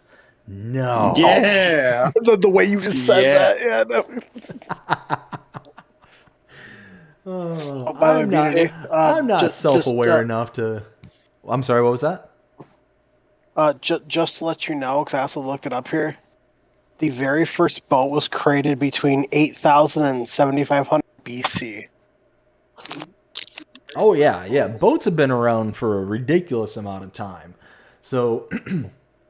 like I said, I don't think there's ever a scenario that would happen where you wouldn't at minimum be aware enough that a train is not going to be able to just jump out of the way, kind of thing. Where's your word?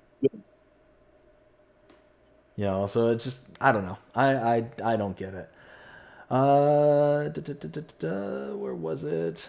Let's see. Mega Farmer says, guys, I had my Mega Farm on Calmsden. I used every single field as I had 8,000 beef, 4,000 pigs, 1,000 milkers, and 267 buffalo. So I covered every inch of that. I think that's supposed to be inch of that map. Yeah, I can imagine you need every inch of that map to be able to cover all that. You figure that's 8, 12, 13. Yeah, you're talking over 13,000 head of animals. Like, that's pretty well impressive. done, Janet. What's that, Ken? Janet just moved your tractor. Who moved my tractor? Yeah, the John Deere that was in the way of the but B Oh, P's harvesting. Joe. The John Deere was blocking it. Oh, I was looking over. Jonah, thank you, bud. I appreciate it. Like, you're welcome. I just saw one of the workers was blocking it. I'm like, oh, let me just go move this out of the way. So for those who actually see the stream right now, so when I'm looking at the chat here, I'm looking so you can see my camera perspective. My monitor is about right here, right? And then the television that I'm actually doing the gaming is over here. Like this is almost dead center to the television. So if I'm looking over here, I'm not seeing what's going on over here. So I appreciate it there, Jonah. Thank you for keeping the head on the swivel. Yeah. Let's see. Samuel says, look, new mods, nice at Farming Simulator 25.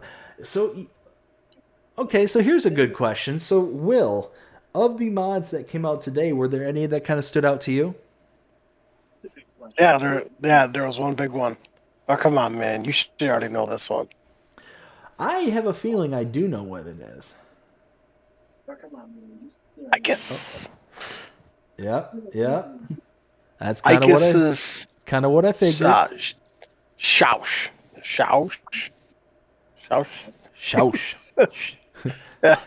It's basically a shop in a house. Yo, that's 42 slots for that. Oh yeah. I mean, it's a really cool mod. Like it's it's kind of really good look to it, and I mean all by itself. But then like you throw in the fact that it's the kind of shop and pallet storage and all that stuff all kind of combined into one. Like it's nice. It's awesome. What about you, Jonah? Was there something from today that kind of stood out to you? Not today, but a couple of days ago, seeing the AI baler come out. Oh yeah, I like that one. I was too. like, that's kind of cool. I'm like, cause it's not that like say I'm like baling's hard or anything. Like say the fact I'm like, oh, let's just have AI bale. That's like, yeah, that's cool, right? Yeah, I like that. I liked it too. What about you, Ken? Was there a mod from today that you enjoyed? Yeah, I like it. I like it too. What about you, Ken? Was there a mod? I actually watched Mr. Silly P's latest mod review, and he reviewed a hand-pushed baler. Oh yeah, the hand baling tools. That did look cool. Oh yeah. Let's see. DJ Goham like messed around with that mod for a good half an hour. He goes, sit here all day and do. Oh my goodness. DJ Goham, I watch him about every day for the mod stuff. Yeah, real quick there, BDD, I got some news for you. Coming from Munchies. Ooh. He's got a new mod. He's got a new on Saturday morning. Oh, you broke up there. He's got a new what now? He has a new song dropping Saturday morning at 9 o'clock. Nice. Ooh, new song. It's called Mod Conflict Blues. I'm down with that. Now, this one could be like a jazz song. This could be like a rock metal blues. That's awesome. So the one mod that stood out to me from today was the animal transport trailer package. I like that one. Oh yeah. Let's see. Let me catch up with the chat here real quick. So we had Farmer Groot. How's it going, Farmer Groot? Hope you're having a fantastic day so far. This is Blame BDD for everything. If you must. If you must. I'm a big boy. I can take it. Blame him for about 99%. The other 1% split between always 2 or 3 channel members. Well, see, I don't know though. So I'm going to push back on this.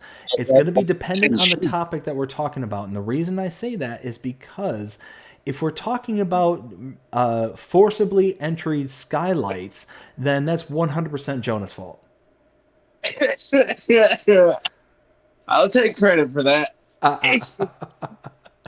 I mean, I'm just saying, it's one of those where, I mean, I at least try and ask permission from a homeowner before I just decide, you know what this house needs? Skylight. It's a tractor on the roof. Well, not only does it need a skylight, but it needs a skylight in the shape of a case magnum. Oh, yes, it does. I mean, although I think I, as well as many other people out there in the world of Farming Simulator, would love to have a skylight in their home of the shape of a case magnum. I mean, I think that'd be kind of cool, but I think I'm also going to likely pay somebody to come and do something like that before I just like have something go slamming through my roof and it's like, oh, hey, look, blue sky now. Jonah would do it for free, and you get an absolute tractor out of it.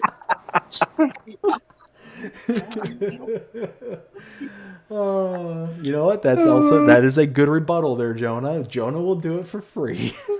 And you get a free tractor out of it. That needs to be on a sticker or something like that. Jonah will do it for free.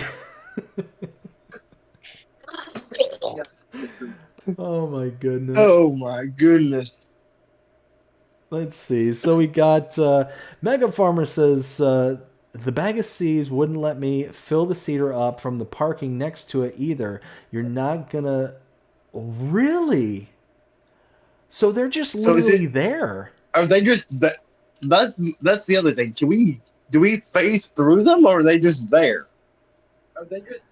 So it sounds like to me, according to Mega Farmer, that they're just there, and he says that you can't fill them up by parking next to them. So you know what? I'd be willing to bet that they're associated to like a different farm ID. So you know how you get up to like 8 farm IDs, and like. In the case of like over at the shop, like over here, let me go to the shop. Can I visit this? No, of course I can't. Visit that. At the shop here, there's all these bits of equipment that are hanging out here. And if you look at them, they like you walk up to them down at the bottom right-hand corner, it says that they're owned, but they're just not yours. I wonder if they're just tagged to a different farm, and if you were to expand out to, let's say, farm number 8 or farm number 7, whatever. Maybe if you buy the field, you'll get it. Well, not even if you buy the field. I think that they're associated to a farm, like to a so in the multiplayer overview, you have the ability to create new farm, and I think you have space up to 8, maybe 10. Will, correct me if I'm wrong. But all these different bits of equipment right here, the reason that they're here, but you can't jump into them, is because they're associated to a different farm ID. So right now, I'm farm ID number 1. My farm here is farm ID number 1. But all these might be associated to farm ID number 8. Oh. And if I were to create farm number 8, I could then gain access to all this stuff. What? They're not. They're just there. Well, darn, I tried. I tried to bring to be logic. a bummer, Will. Way to be a bummer. Oh, huge buzzkill. I'm sorry. Man. Hey, you know what? Hey, I tell facts, not lies. This is true. Let's see. So Mega says, right, lads, enjoy yourself. It's holy smokes. 4 a.m. here in the UK, so I'm off to bed. Take care. Mega Farmer, thank you so much for coming out and hanging out with us tonight, especially up to 4 a.m. Dude, you are a rock star. Thank you so very much. I hope you have a fantastic rest of your day, and you take care, all right, bud? Nacho Cast, speaking of which, we were talking about you earlier, Nacho. Hope you're having a fantastic day so far. Hey, Nacho, what's up? Says, I'm going to need some Red Wings memorabilia stat. Oh, trust me, dude, it's on the way. It's gonna happen. Let me go back to Nope, Carolina Hurricanes. Hey, you know what? Last I heard, kidding. they got knocked out of the finals. What is going on with my? That was me. That was me. I was unloading it. That was me. Oh no, I'm hung up in the tree. Like for some reason, it just won't. It doesn't like these trees. The AI worker doesn't like these trees, and it keeps getting hung up on them. But I don't know why it was like trying to get into that area in the first place. It's already harvested. That's right. Well, there was little itty bitty bits that were missing, but it must have tried to go after them. Let's see. Nacho says, where was I? Nacho says, look at the clean walls. Look how clean those walls are. They are rather clean right now, but we're going to be addressing that. Been working on other parts of the house, unfortunately, first, before I can get working on this room, because it's driving me absolutely nuts, because I hear the echo, and I especially hear it in the recordings. I'm sure everybody's hearing the audio quality there who are listening to me here tonight. So again, I apologize.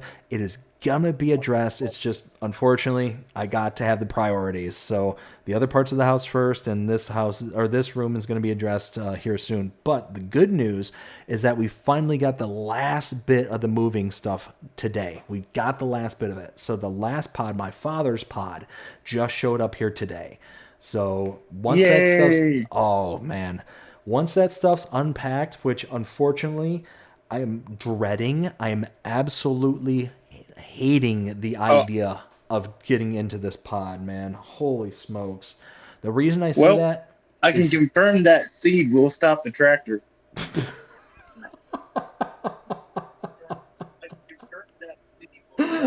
oh my goodness. But the reason that I'm dreading this is that as I mentioned before, my father was a heavy-duty equipment mechanic. He used to work on the big case construction equipment for his company that he worked for back up in Michigan. And when he did that, he obviously had a load of specialty tools, and thus with specialty tools comes specialty holders, i.e. toolboxes. And these tools for big construction equipment means that he's got big toolboxes. One toolbox in particular, when it's empty, is 500 pounds by itself. 500 pounds, again, by itself.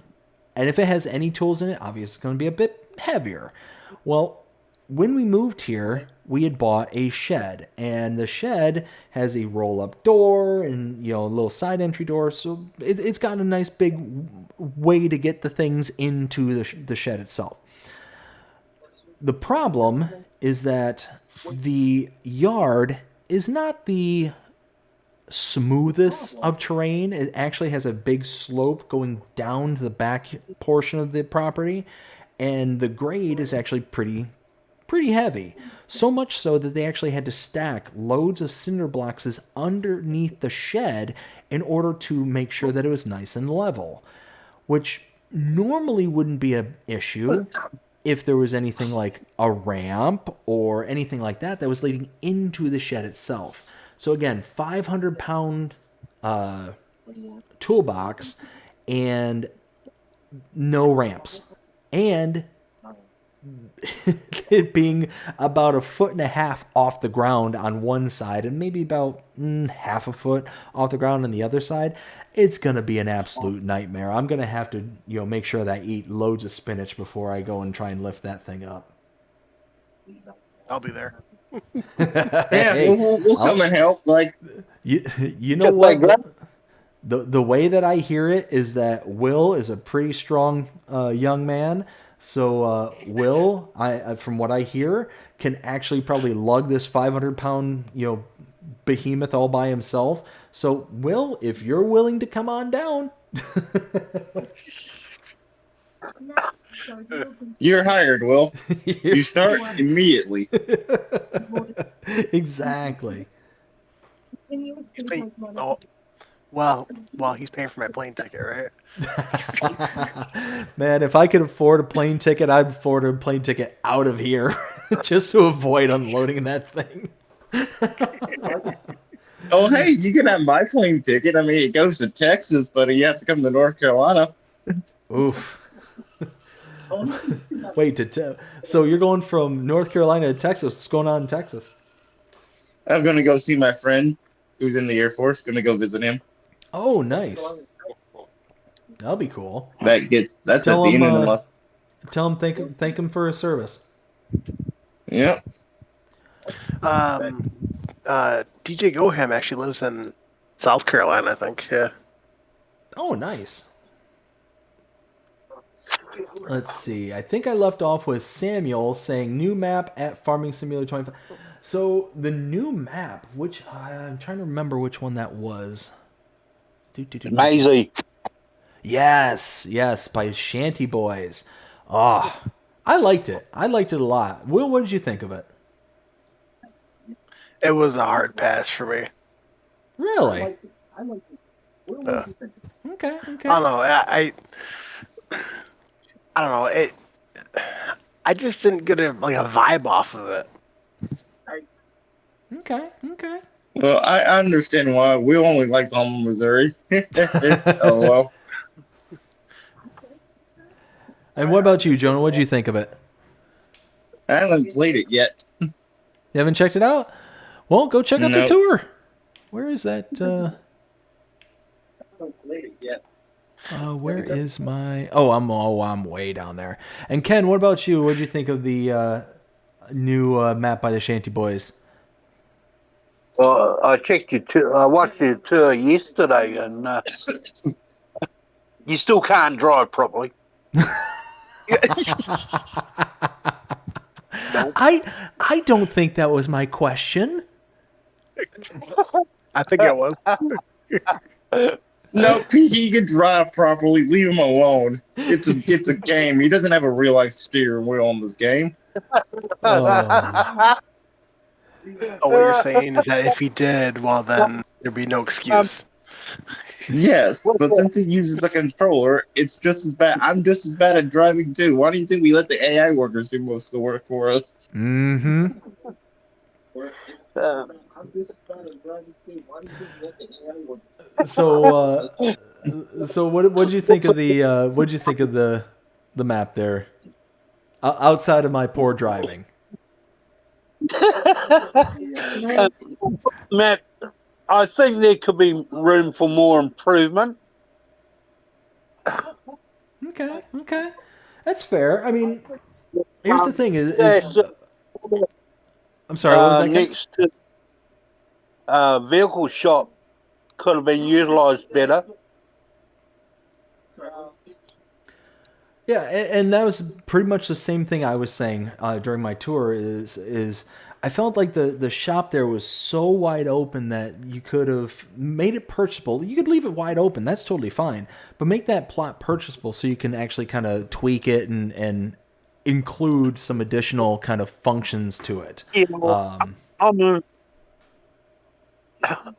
I believe there could have been something else added in there. It looked really bare, if you know what I mean. For sure. Well, and again, it's one of those. I think it's because the map is meant to kind of grow with the person.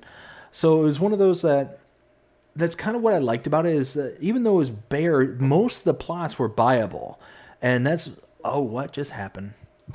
Most of the plots were buyable. So when you were able to then buy everything, then you can tweak and grow with the individual playing it, which is cool. I don't mind that.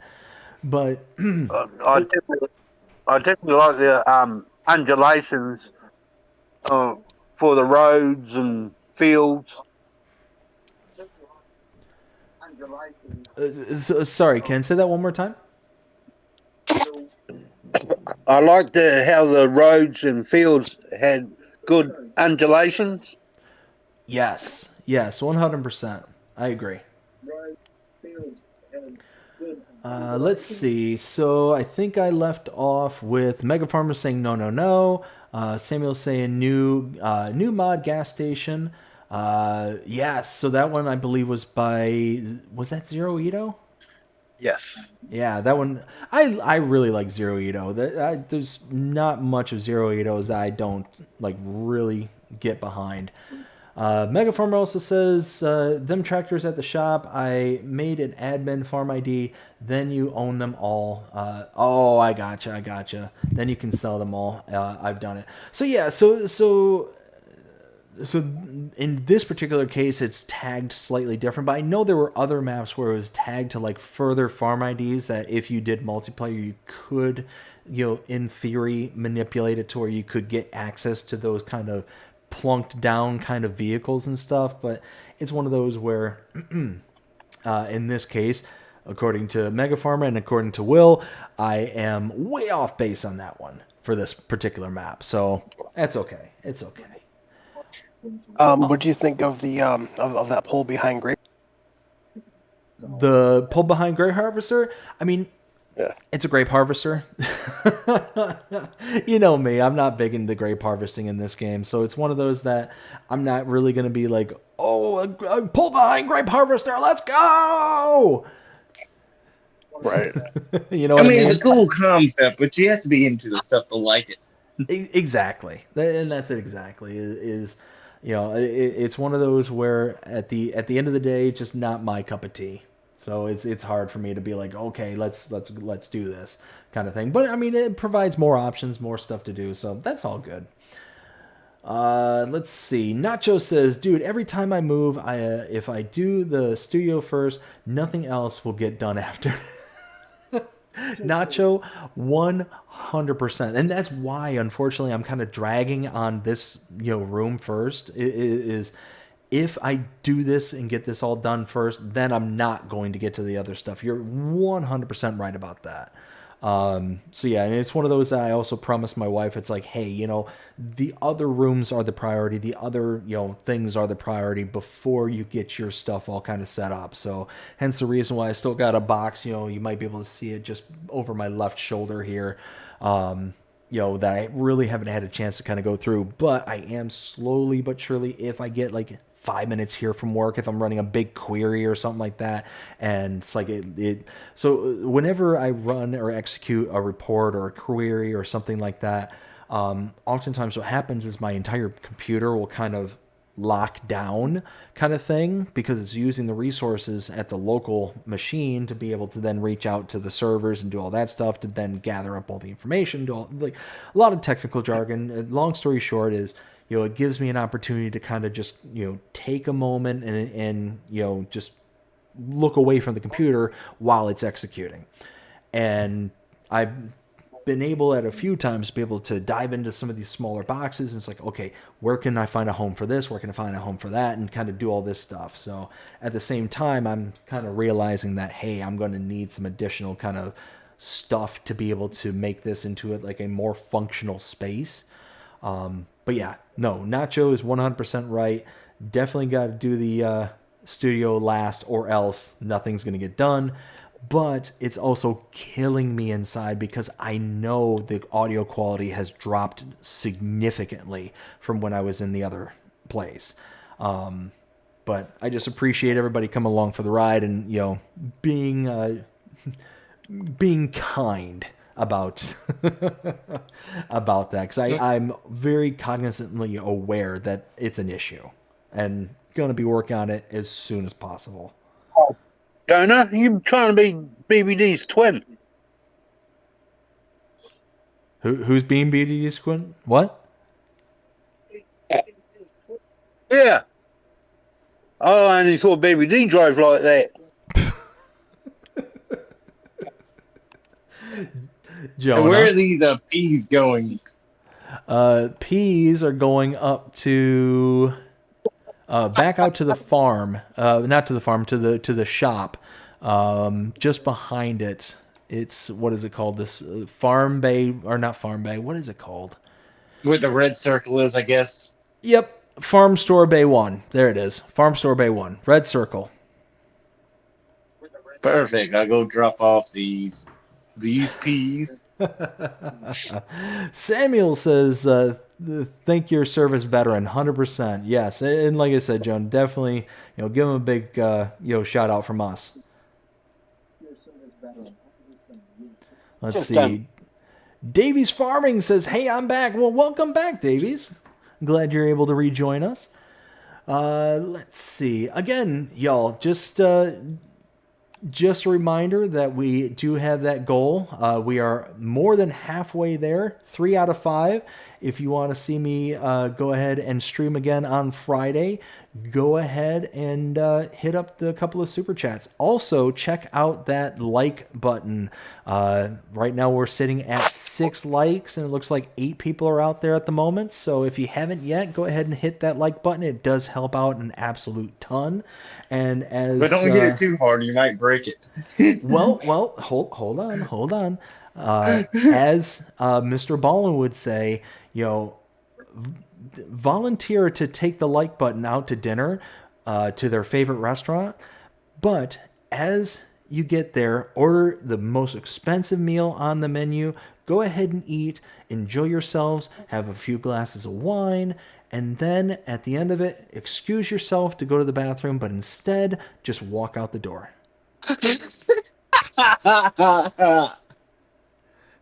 That's terrible. So again, I've been watching this guy a lot because again, it's like campfire stories. So you're able to like listen, and me personally, I'm able to listen and work at the same time, which is kind of the content that I really enjoy to do. In order to, you've got the. I see. You've got the trailer. I'm. That's what I was asking. Yeah, so I'm almost full, and I'm like, where's? And I'm trying to click to the trailer, and I'm keep going to the other vent. Well, the trailer's currently full too, so that's why I'm going to go offload it. Yes. So. Oh boy, I am going 1,000,000 miles an hour right now with it bugging out a little bit. So you're getting the lag or whatever. Yeah, I just lagged up to 45 miles an hour, then 70 miles an hour. Oh, jeepers creepers. So I've been listening to this Mr. Ballin guy a lot here lately because again, while I'm working, it's easy to listen to, and you can listen to these stories, and they're very interesting and all that kind of stuff. Well, every single time he tells you to go hit that like button or whatever, it's always this kind of different way of saying go smash the like button, because everybody says go smash that like button or go hit that like do whatever it is you got to do kind of thing in order to show your support. And then, Ken Adlam donated 10 New Zealand dollars through Super Chat. Jonah, don't park that load into someone's house. Let's see, where would this... Oh, we got 10 New Zealand dollars from Ken Adlam. Ken, you are a star. I love this one. Thank you so very much, Ken. I greatly appreciate it. It says, Jonah, don't park that load into somebody's house, LOL. You can have your tractor there to go unload it. I can't figure out where to go with it. You're right there. It was right there in front of you. It won't let me unload it. It won't let you. Oh, yeah, well. It didn't give me the option to dump. Was it because you were over the tractor icon and not in the trailer icon? I don't know. Maybe I was. Oh my goodness. So Ken, thank you so much. I greatly appreciate it. Ken, we get to have a conversation after this thing now. Oh my goodness. Better watch yourself. But yeah, no, like I said, it's like every single YouTuber or whatnot, they're always like, oh yeah, go hit that, go hit the like button, go smash it, go destroy it, go like all that stuff. Like everybody like talks like that. But that Mr. Ballin, like he comes up with a little like quip or story like before every single one, and sometimes they're so outlandish and ridiculous that even he can't get through it without just sitting there giggling and laughing.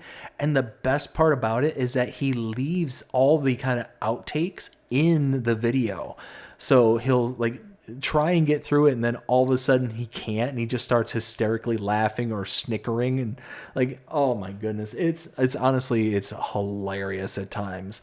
But yeah, it's all just like let me see if I can. Oh, like The next time you're over at the Like Button's house, go ahead and go into their bathroom, find their toothbrush, and then use it to clean off the toilet seat from their bathroom, and then put it back into their toothbrush holder.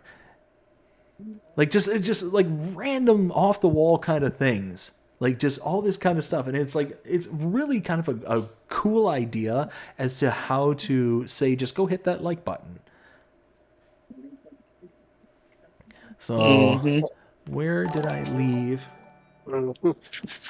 Ralph Fanning Jonah donated $4.99 through Super Chat.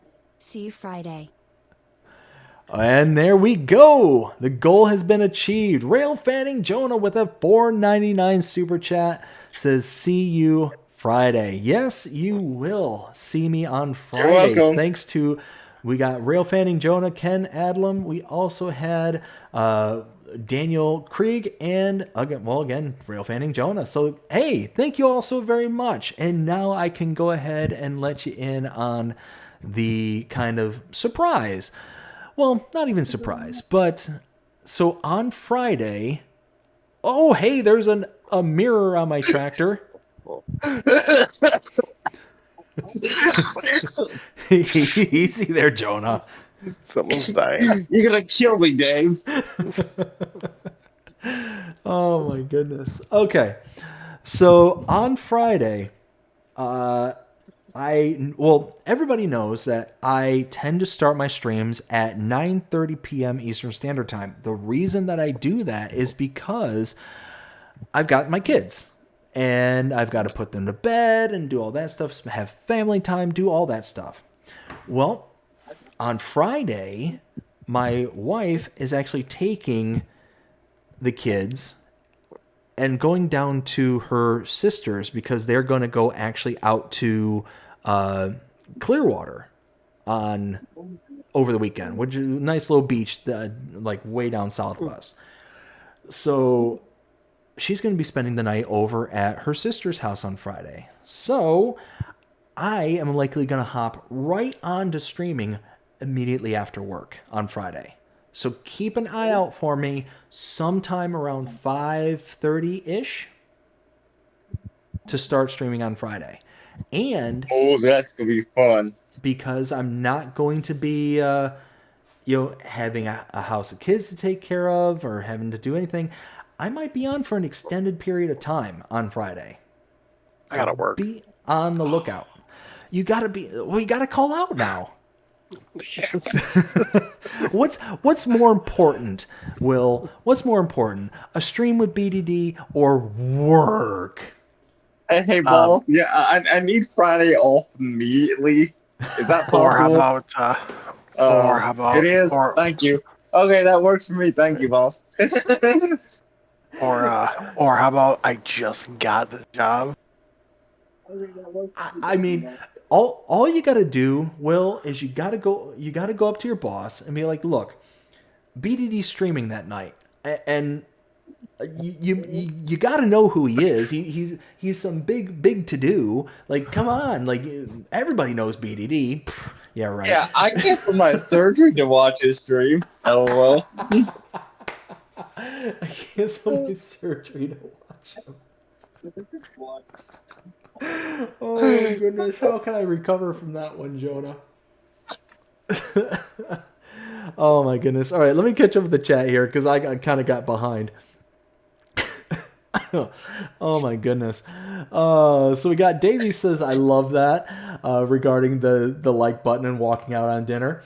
Also says, we got Samuel with a couple of redacted messages I see. Davey says, hey to Samuel. Samuel says, I'm on my second channel now. Nice. And Samuel says, hey, it's me, and hey, BDD. Again, we got Ken with the $10 super New Zealand super chat. Thank you, Ken. Thank you, Jonah, for the $4.99, which put us over the top. We got Samuel with the hey. Nacho says hashtag Jonah. That's absolutely right. Samuel also says, hey, it's me. We got Nacho says hashtag Ken. Davey says, hey there, Nacho. And Nacho says, Davies. Let's see. We got Davey says, all right, Nacho, question mark. And we got Nacho saying, good you. Davey says, yeah, all good, buddy. Let's see. Nacho says, come on, Will. Come on, Will. See, even Nacho's encouraging you. Yeah, Will, come on. See, now here's the thing: is that if I didn't just start this job, and if I had time that I could use, and if at this point I didn't need money, then I totally would. But Come on, get it, just get bud. down here. Oh, Will, get on your hands and knees and just beg.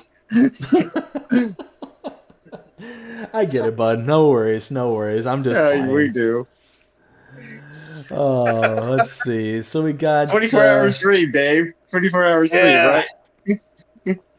So here's the thing: is it's likely not going to be a 24-hour stream, but it is going to be certainly a much longer than usual. Because again, I'll probably start around 5 o'clock instead of 9:30. Probably go up into my normal, 1, 2, 3 o'clock in the morning, as I tend to do when I stream. And then So it'll be a 12. What's that, Ken? So it'll be a 12-hour stream. It'll be quite a good size stream. It'll be pretty good. And then again, because I'm not going to have kids, kids or the wife here, my plan is that after I kind of wake up in the morning, maybe hop back on Saturday morning as well. So have a little bit of a break in between the streams, and then hop back in that morning. So that's kind of the plan. So I'm looking forward to it. Well, That sounds like a lot of fun. Yeah. Well, I mean, I can tell you that I mean, I'll definitely be able to catch it because I get done at 11 o'clock, so I can definitely catch it when I get home. Oh, well, yeah. Well, there you go. There you go. So you'll be able to catch some of it. Let's see. Davey says, I take the stream over work. Look. I think everybody would take a stream over work. I think anybody, unless you're doing something that you absolutely love, like, I don't know if there's too many things that you wouldn't take a stream over working. But when you have things like bills and things along those lines, you kind of have to make sacrifices. I mean, it's what do they call it? I think it's called, the kids, they call it adulting nowadays. Did anybody else feel like ancient when I said that? It's like, yeah. What are them our kids say nowadays? The adulting. Jonah's definitely lessons from BBD. Hey, you're right, Ken. I definitely got my driver's license for this game out of a cereal box. You're right. Oh my goodness. So we got let's see. Samuel says hey to BDD. We got Nacho says LOL a couple. Samuel says what is this? I'm is on moderator blue. Yeah, we can. This is your second channel, so let's go ahead and just kick you a wrench. Why not? Bam. There we go. That's how that works.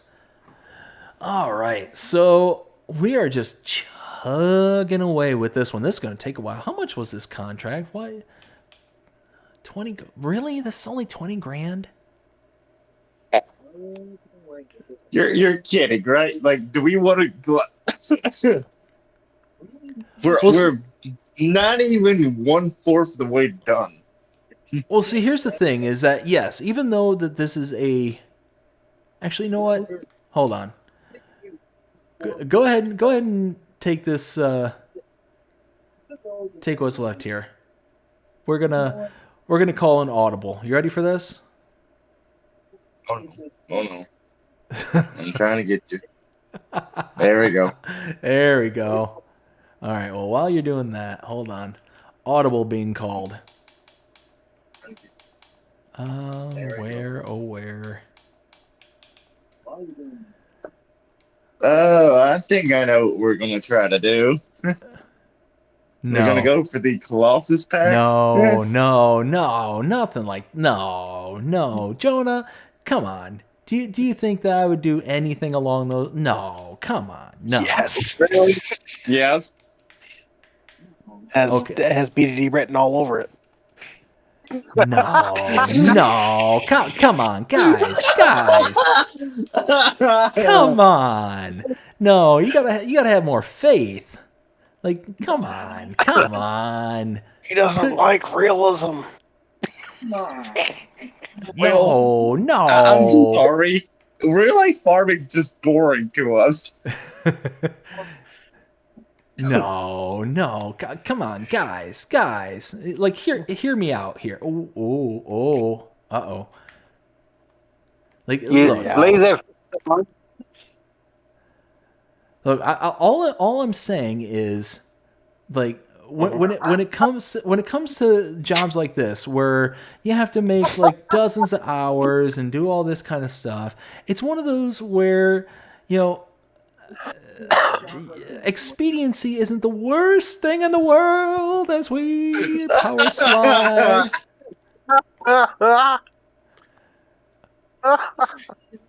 Yo, Oh, hey. I have a challenge for BDD.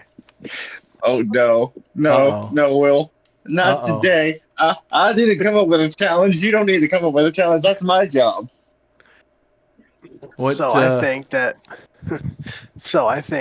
BDD should run seasons, but run 28-day seasons, and he has to use all real equipment.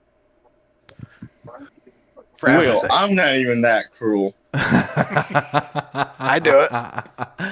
Oh my goodness. You know what? I'm not opposed to playing like that. So typically what I'll do is I will have like self-imposed limits and stuff. If you want, Joni, you can just go ahead and take that out to the sell point.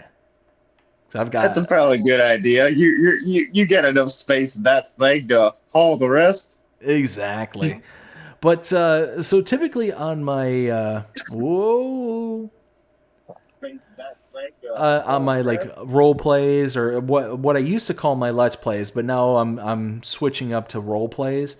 I had like self-imposed kind of rules and things, you know, at the beginning of them to be able to kind of make each series just slightly different. And that's when I typically I'm not as like unrealistic as I'm being like right now. Like right now I'm just trying to slam through this to get, you know, within the allotted time that I'm going to have for the stream kind of thing. Yeah, I remember you used to do like first person, you know, during live streams or first person only during your videos, and then but live streams you did it all the other ways. Yep. Yeah, so it's like one of those where I would always have like these kind of imposed rules and stuff like that. So it's not like I'm opposed to, you know, like realism or anything like that. I like these kind of mods, like the ones from Chris and Riley S, because for somebody who creates content, and I've said this many times, it makes it to where you're able to get things done, especially in the background where you're not going to show it on stream. And I'm sure somebody like a Mr. Sealy P like would be a perfect example. I'm sure it does very similar things to this, to where, you know, we just kind of, you know, on camera we'll do, you know, all the things like what I'm explaining here, just kind of, you know, be semi-realistic or very realistic, depending on the gaming style that they're most comfortable with. And then off camera, slam through things to get them done so we can move on to the next part of the story kind of thing. So it's one of those, I'm not opposed to realism at all. Yeah. And for me, like when I play on 4 fields, like I do a mixture of both. Like I do use a Colossus Harvest Pack, but I use a regular header. So it's like, say it takes the same amount of time, but I do something like, okay, I can set this and forget this and like just let it run in the background as I'm doing other may not even playing the game all the way. Just sometimes I just admire AI worker just doing the work in the field. And I just sit back and relax and sip on my sweet tea, right? That's it. That's it exactly. How do I get back But here?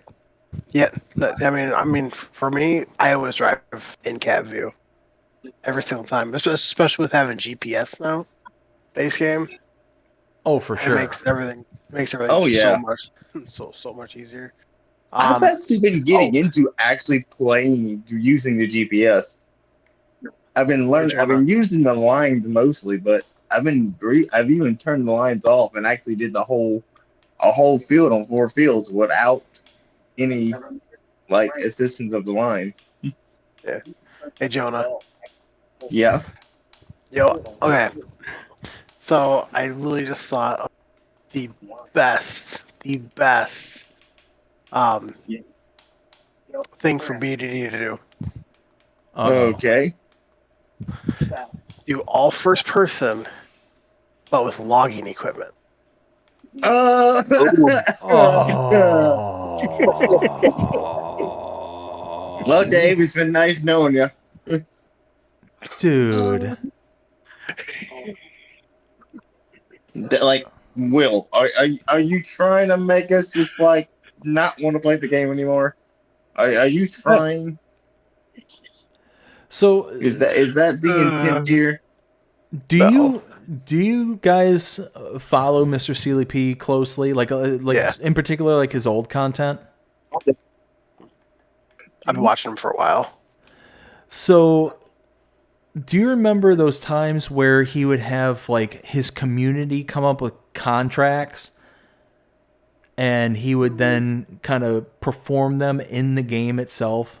Like they weren't contracts like from the actual game itself. They were like these very highly specific things that he would do as suggested by the community.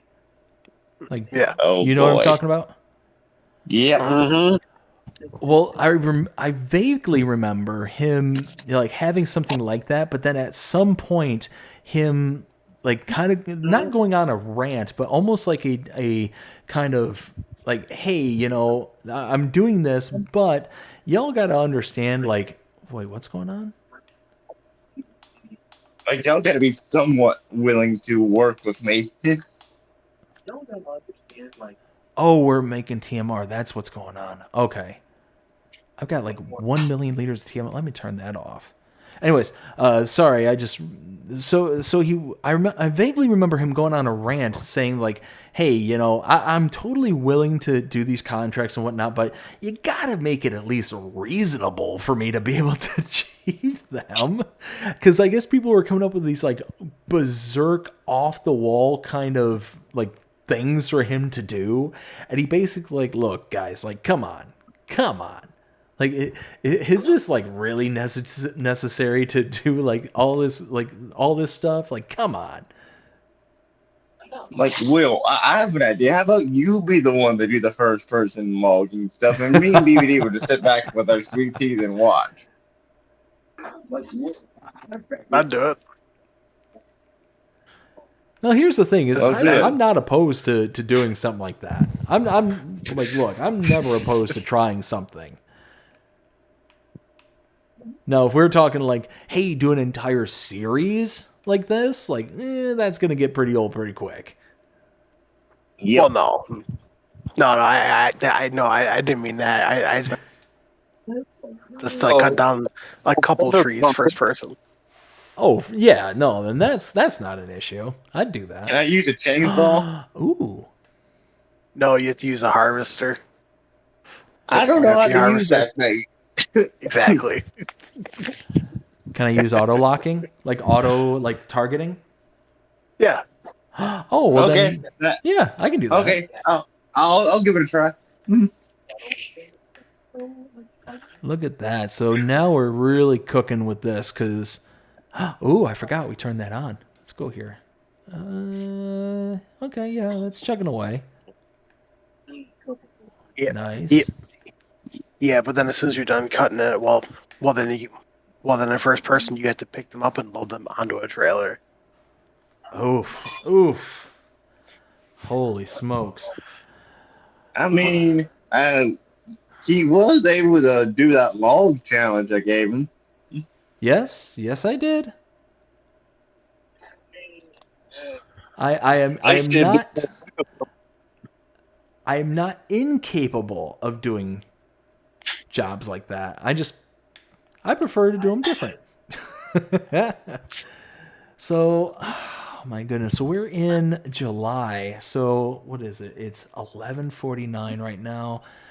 Jonah, did you dump out that? Where are you at? Yeah, I dumped out those peas. Oh, nice. Well then, boop. Ah! The tractor disappeared on me.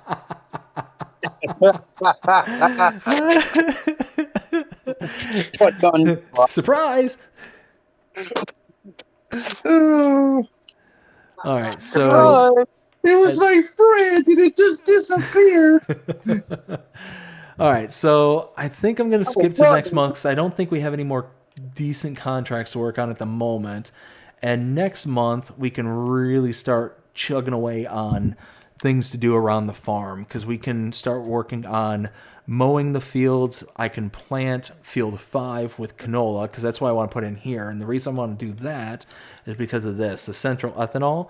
I want to get canola, put it in here, and then whatever we get, we're going to get diesel and the canola meal. And we can start using that as kind of a base. So yeah, let's skip to the next month. Bam. I was thinking, what a cool kind of mod that someone could add is like, say, how we have like say a specific crop. Let's say every year there's like 3 specific crops that'll be worth more than all the others. Like say one particular year corn would be better, would be the more preferred crop to grow. So you know what to plant and make the most money on instead of everything, kind of being average. Like have crops have specific years that they're better to be sold at. Oh yeah, there you go. That's kind of, I mean, they kind of had that in the season with the with the planning calendar. Mm-hmm. No. Like say, but I know they're all average. So like say, just maybe one year, like say, corn is averagely as say whatever corn is average for. This year there's a higher demand for it, so it's like say double the price.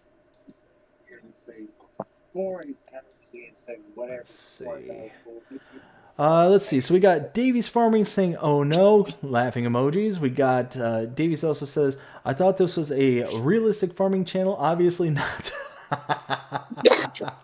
Realistic? Well, sorry, you thought wrong. I'm sorry. I mean, we do apologize for the confusion. I'm not responsible though. So here's the thing: is like I said, I on the live streams, because there's only typically when I do a live stream, it's typically only a couple hours where I'm able to kind of do this. I want to be able to kind of get through certain tasks within a certain amount of time.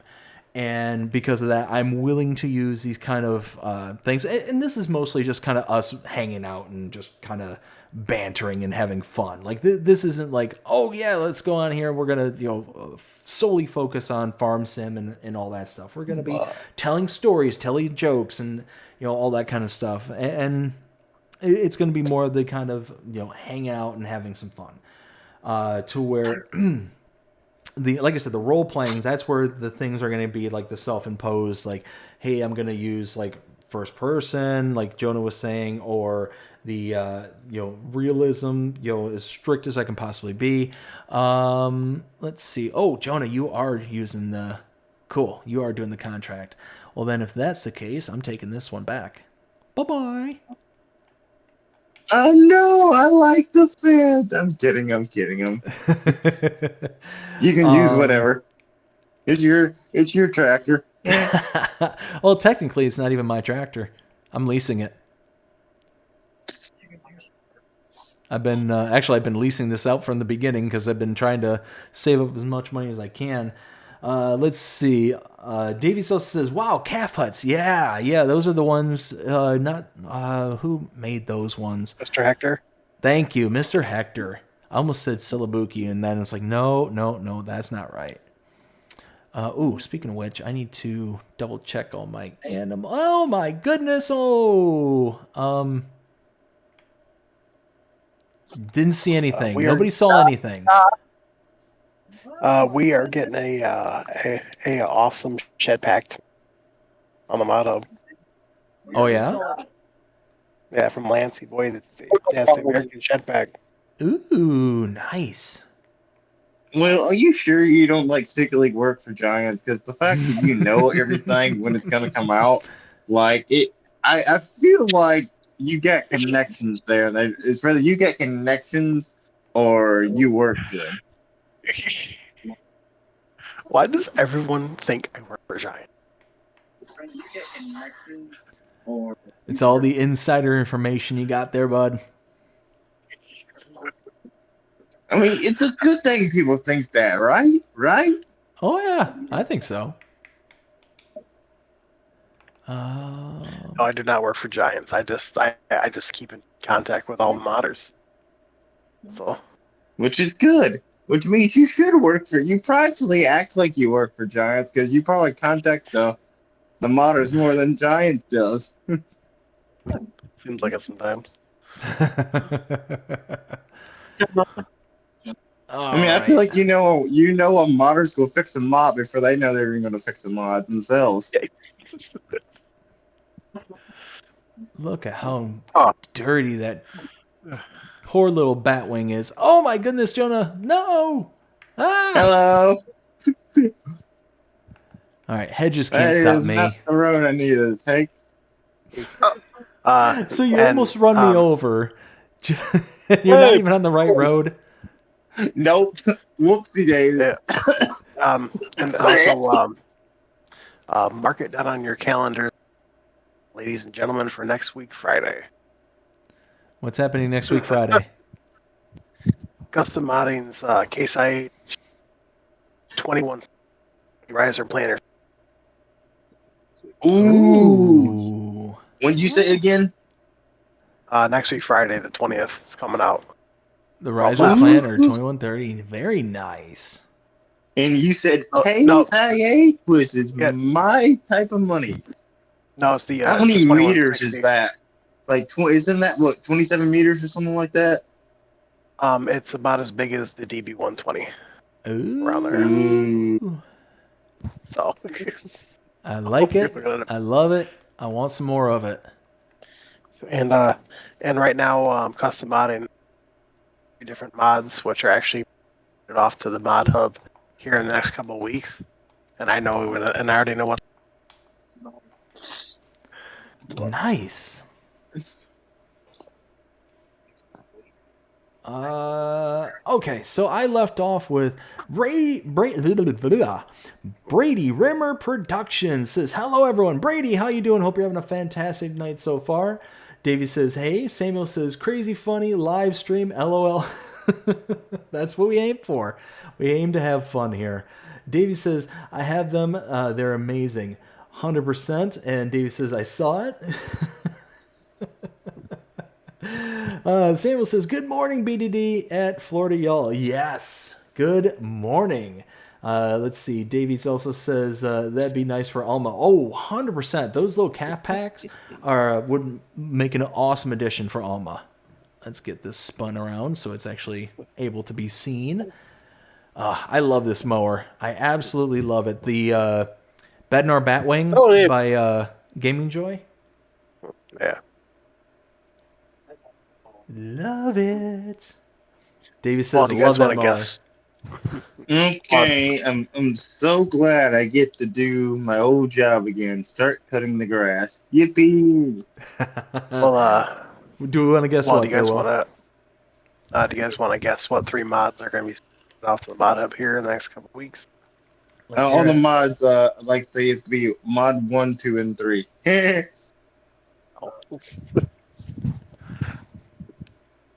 And I bet none of you will get it.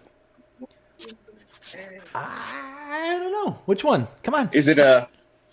Let's see. It's a new map. No.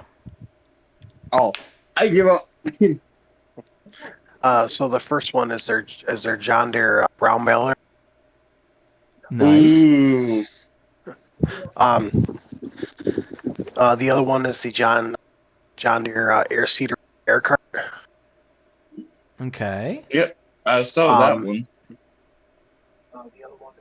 And then the other one that they are currently working on right now is ASIH Early Riser Planter Series. Is 2150, I think it was. Yeah, back in FS22 and FS19.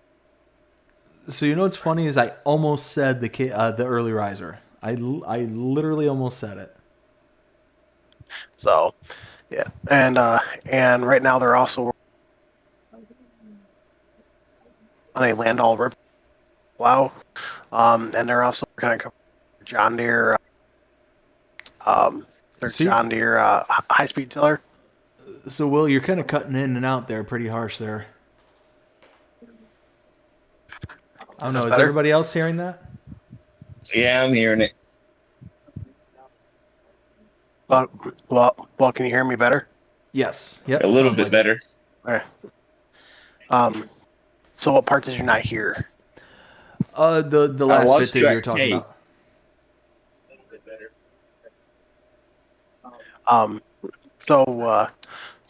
So right now they're working on their Landau Ripper, which is their plow. They are also working on their John Deere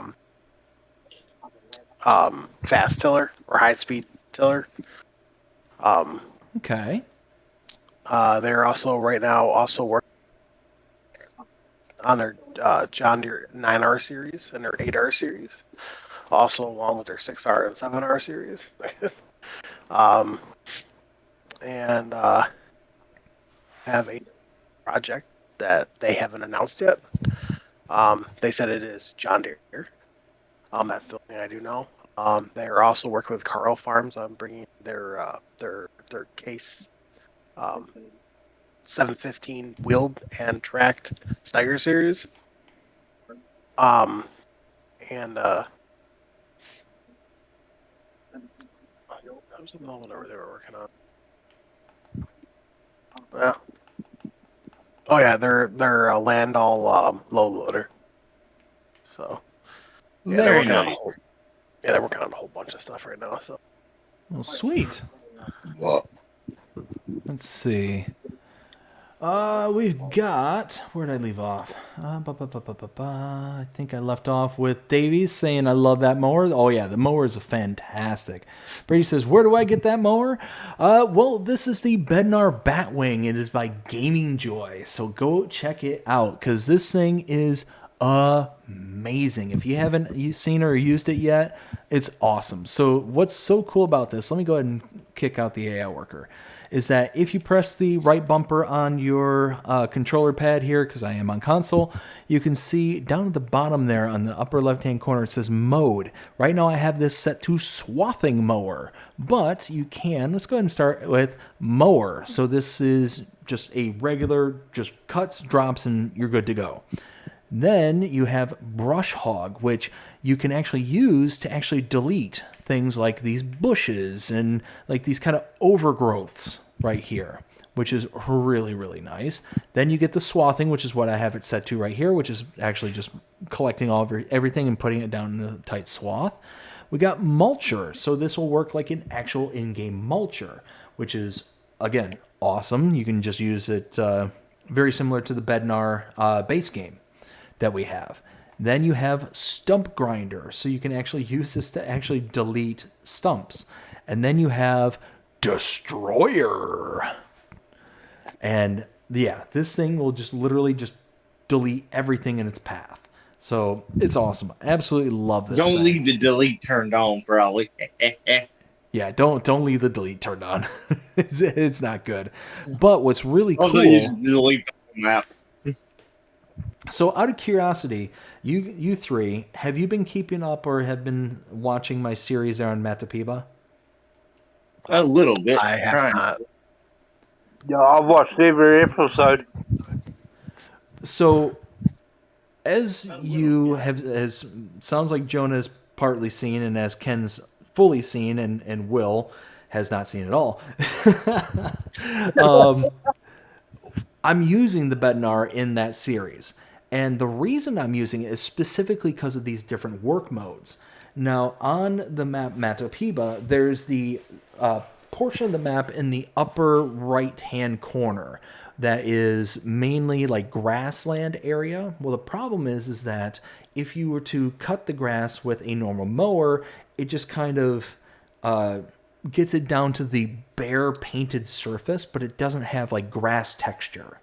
But if you use the destroy mode on that specific map, it'll like delete everything, but it leaves behind the mowable grass texture. So then the next cycle, you're able to then just kind of pick up where you left off with the whole mowing the project. So you basically you're planting grass for free on that map, which is awesome. It's absolutely awesome. So it's one of those like, cool. What's that? That is cool.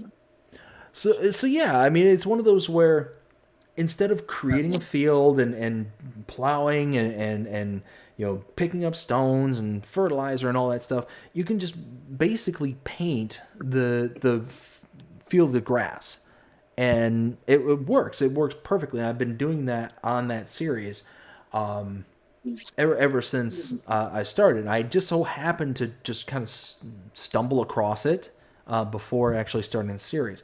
So it was one of those that I was really kind of lucky that I discovered it, because again, that whole upper corner would have been basically unusable because you would have had to have then gotten there and painted everything in, and it would cost tons and tons and tons of dollars to get it to a clean state, to where this is kind of a cheaper alternative, because the Batwing, the mower that I'm using, is not that expensive. 40 grand. 40 grand for a 7 meter wide with all those different capacities to it. It's awesome. It's absolutely awesome.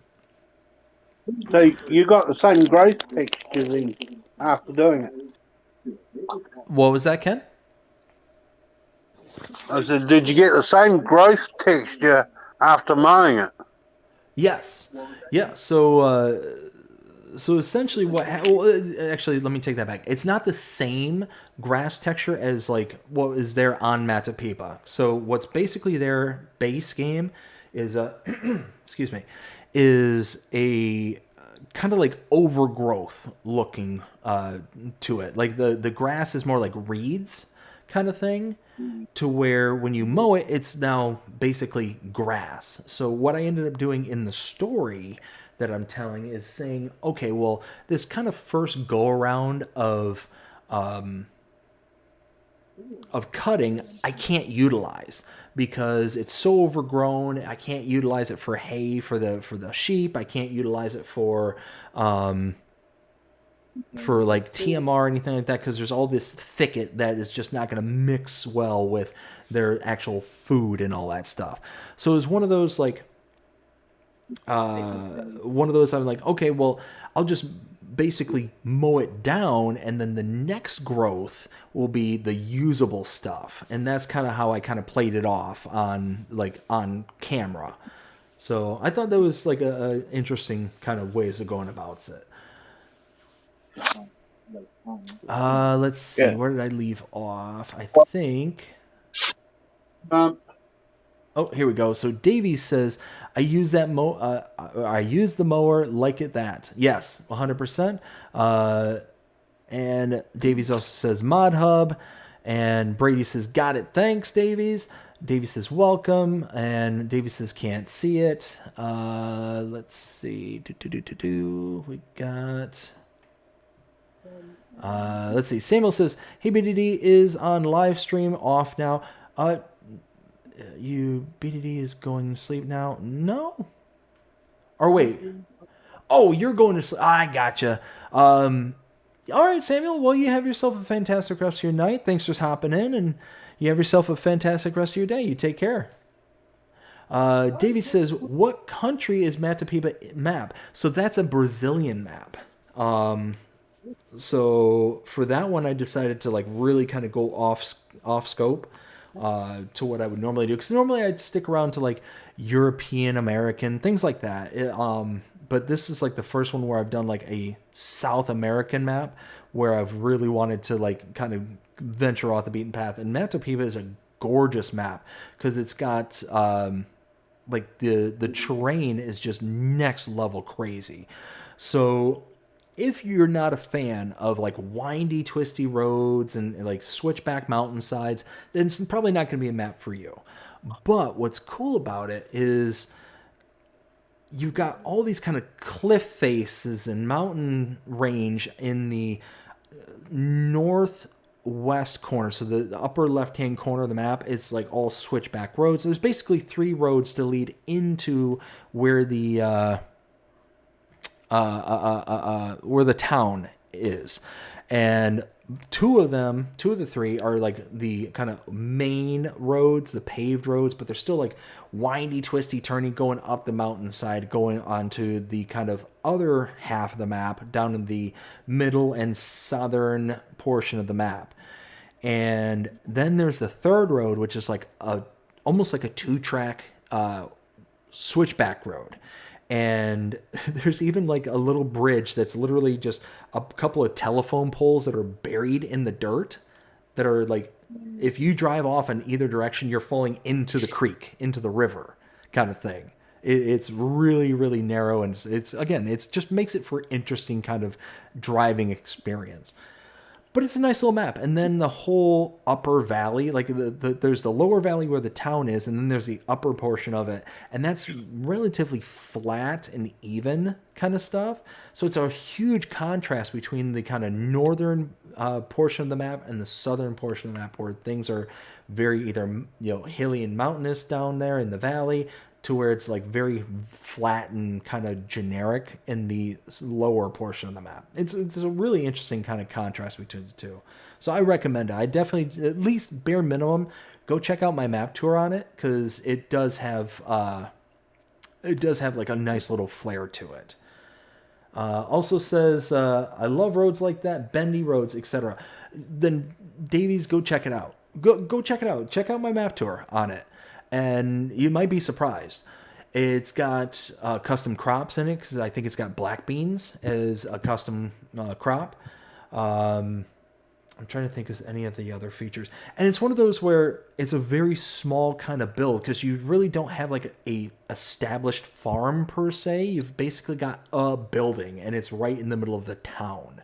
So it's just kind of a different way to go through it. Nacho says, yeah, it's like a plateau. Exactly. It's exactly a plateau. That's the word I'm looking for. I keep calling it the upper valley, but it's a plateau. You're 100% right. Davies also says, yeah, for sure I will. Awesome. All right. So,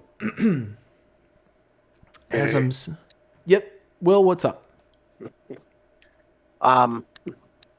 Also, I completely forgot to mention this to you earlier. I did speak with Star Spangled Mods.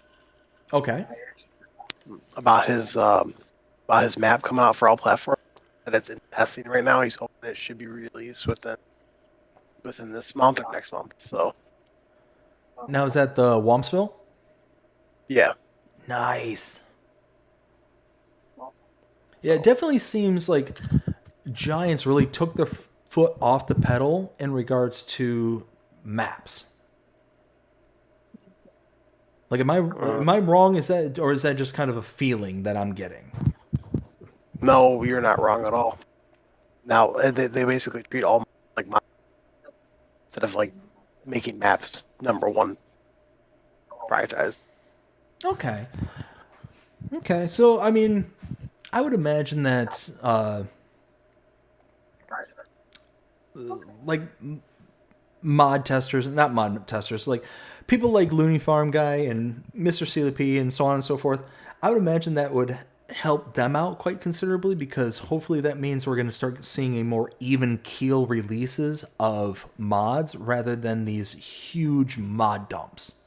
I don't know. What do you think? Right. I personally think that we could potentially still see mod dumps. Because right now they updated it, so our 17 work days. Mod updates that got sent in days, and failed mods day. But I feel like Giants are still pushing down hard on it because they still have well over 600 mods to be tested. Oh wow. Yeah, they're trying to get rid of all the mods. So, all I can say is, well, because you know how we had a very early release for mods, right? Mm-hmm. Tomorrow we're supposed to get another very early. Now, any idea as to why that happened? Because I remember I got on this morning and just so happened to get on the mod hub to check it, and it was like, holy crap, we got stuff already? Like, do you happen to know why that happened? Yes. It's because Marcel is not. So Marcel, he's the head. He's like the lead person of the QA team. So basically, whenever he's there, he says, "Okay, we're not sending it yet. We're not sending it yet." Basically, when he gives the okay is when they upload them. When they start to upload them. Okay. Now, have you realized that whenever Marcel, the updates come first, but did you realize that they're always placeables, tools, vehicles, and maps, and then that's the thing for new mods. Mm-hmm. But when Marcel's not in the office, it's like today. It's like all mixed in with each other. Okay. So Marcel's not in. So okay. Plus also, which I had some on this other farms and mods on for them. Oh, you're breaking up again there, Will. Yeah. Can you hear me? Yep. Okay. And it was a very, very disheartening comment that I had on my post. About them basically just talking trash about Giants. Oh, jeez. And I very polite and reasonable way, and I was like, to be patient with Giants. He ended up responding back to me and said, "Why? Why should I?" And I was like, "Why? Because right now it's June. You know what next month is?" And he goes, "I don't care what next month." And I'm like, "Well, I'm glad to eat that." All right, but because FarmCon's coming up. Mm-hmm. Mm-hmm. So they're also busy at as getting that all set up. So I told him, like, let to argue with me on here, I will ban you. And he ended up leaving the chat anyway. He ended up leaving the group. Oh, jeez. So, but it's like I just can't anymore with these people who are so entitled. It's gonna be the death of me, man. Well, all right. So I'm going to keep this relatively vague because, I don't feel like it's going to be worth, going out naming names and doing all that stuff. So Right. it's Will, you kind of got involved there towards the tail end of everything that was happening the other day.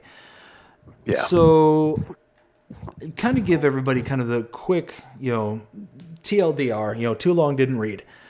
I ended up getting a message on Facebook a while back. It was several days ago. And basically what it was is somebody asking me a question based on a video. It was an additional information video. Well, actually, let me rewind even further. I'll kind of give the full story. So I had gotten a question from another person, and basically they were saying, "Hey, I'm playing on Michigan map, from Taylor Farms, and for some reason I can't get my cow barn to work." And based on the comment and stuff that I was getting, I didn't quite understand, or I didn't. I guess I didn't understand exactly what their question was or how they were trying to ask it. So when I responded to everything, I basically gave a nondescript answer to what they were asking me for. So then they wrote back and said, if there's anything you can do, any kind of information you can give, please help. They're really kind of desperate at this point. And then it dawned on me, wait a minute. So what they're asking for is because they were having issues with the automatic robot feeder on their cow barns. And for those who are not familiar with what's going on there on Taylor Farms' Michigan maps, on any of them, there was the new implementation of haylage. And it's a really cool kind of update. Like, it's something that, I would love to see more map makers implement, to be honest. And what ended up happening is that any of the cow barns with a feeding robot, basically the way that it was coded basically made it to where the robot didn't recognize that the recipe was complete. And because the robot didn't recognize the recipe was complete, it wouldn't turn on. And it wouldn't actually distribute the TMR to the cow pens. So what ended up happening was, in this particular case, they were not sure as to what it was they were doing wrong. Well, I ended up telling them, now that I understand what's going on, I'm going to make a video. And I made an additional information video in regards to the update that Taylor Farms put out and the implementation of haylage, showing them, hey, you've got to use a specific barn. That base barns with automatic feeding robots aren't going to work on these maps because of X, Y, and Z reasons. Kind of like what I just laid out here. And when I did that, they were completely satisfied with the answer. Oh, this makes so much more sense. I will go ahead and use this cow barn. Thank you so much. They were super appreciative in the whole 9 yards. Well, a couple of days after I'd made that video, somebody else had reached out and said, I'd made this big farm, several thousand head of cattle, and my barns aren't working. Well, kind of similar in the same vein, I said, well, look, if you're playing on this specific map or these specific maps, the cow barns are not going to work with the feeding robots. It's just it's not possible, kind of thing. And the answer that I gave them was very unsatisfactory. They were very upset, and it's I spent all this time, all this money, all this, all this, that. And it's well, look, I mean, that's unfortunately the way it is. And I tried to explain it to them multiple different ways. And it's look, there's literally nothing that can be done. It had to be done this way. You have to use this specific modded cow barn in order to get this to work. Well, they started messaging me on Facebook. Then it went to YouTube. Then it kind of went, in several iterations on YouTube. I had said basically exactly what I just said here. And went back and forth with them, several comments over pretty much the length of the entire day. Well, then they went back to Facebook, and now their tone goes from kind of hey, please help, to now, hey, I'm really angry, and I'm going to let everybody know about it, kind of thing. And it eventually got to a point to where...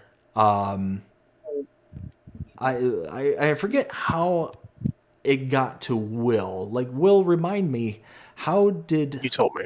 Well, yeah, no, I know I told you, but I forget why it was I talked to you about it. Was it because I was just kind of hey, is what I'm saying here not making sense? Yeah. Okay, it was basically like, am I going crazy, or am I just not making sense? Like, is it? I think my ultimate goal was like, hey, can you verify that what I'm putting into text? Because let's face it, when people talk to each other via text, it doesn't always come through properly because you don't have an ability to read tone, tenor, things like that. So it's like, is what I'm saying like, like check my work is essentially what it boiled down to. And Will gave me the green light. It's like, yeah, no, this is making sense. Like what you're saying is, adding up. And I'm like, perfect. Well, then all heck broke loose because nothing I was saying was satisfactory and all this stuff. Well, then, unfortunately, this then got Taylor Farms involved. And, he's then going back and forth. What's that? After me. After Will got involved. Yeah. So it was one of those, I mean, I felt terrible even getting Will involved. Like, that was not my intention whatsoever. But then Taylor Farms is now having to deal with this. And he's basically saying, like, look, at the end of the day, this is what had to happen. Like, there's not an alternative. And this guy's just not getting it. He's just, kind of, going on and just doing his own thing. And you dropped the F-bomb. Oh yeah, he he was not happy at all. Like none of the answers that he was getting was the answers that he wanted to hear, but those are the answers he was getting. Yeah, and it eventually turned into Taylor Farms saying, "Look, if you don't like it, make your own mod, make your own map, kind of thing." Right. And it's like, man, it's like, I felt terrible. I felt so bad that like what should have been like kind of localized to like, okay, hey, like this shouldn't have been this big of a deal kind of thing is now turning into like an entire thing because of all this. And I forget exactly how it was put together, how it was worded, but it was just at the end of it, it was like, man, this really stinks. Like the fact that like people out there can't understand, like, hey, number one, this is a game. It's got limits. Like there's only so much that you can do with the items that we have available or the code that's available. Like you've got to kind of have liberties involved. And it just kind of spiraled out of control, and it sucked. Well, I mean, because after you talking about it, and that it popped up on my feed, so I took a look. When I got involved. What? You broke up a lot there, Will. Oh. No, it's not surprising because I'm trying to talk kind of quietly. Well, no, because it goes quiet out past 10 o'clock. So I'm just trying to keep it down. But but when I got involved, after I read everything, I deliberately told him exactly what he had to do. Exactly like because Taylor Farms made this specific cow barn for this map. He adjusted it. You cannot use any other cow barn. And then he started arguing with me, at me. So I end up, and then he made a finger. And then that's when Taylor got involved. I end up. Yeah. Hey, bud. Like I don't know what's going on, but yeah, you're like we're catching every other word now. Upgrades from that McDonald's internet, LOL. I have Spectrum. So do I now. All right, can you hear me now? Yeah. We'll put it as we think so. Yeah. Okay. So what I was saying, basically to summarize it up, is I reached Taylor Farms after, and I talked to him. I mean, quite reasonable guy. Which he actually does. He does want to come on agribusiness night as a guest one of these days. Nice. But he basically said that he's done modding because he can't stand these entitled people anymore. Yeah.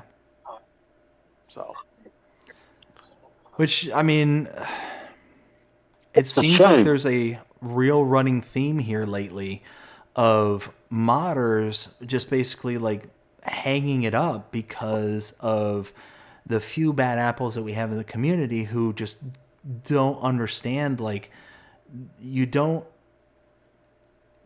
like, you're not owed a map. You're not owed mods. You're not owed any of this stuff. This is all stuff that's done at the pleasure and behest of the individuals who are doing them.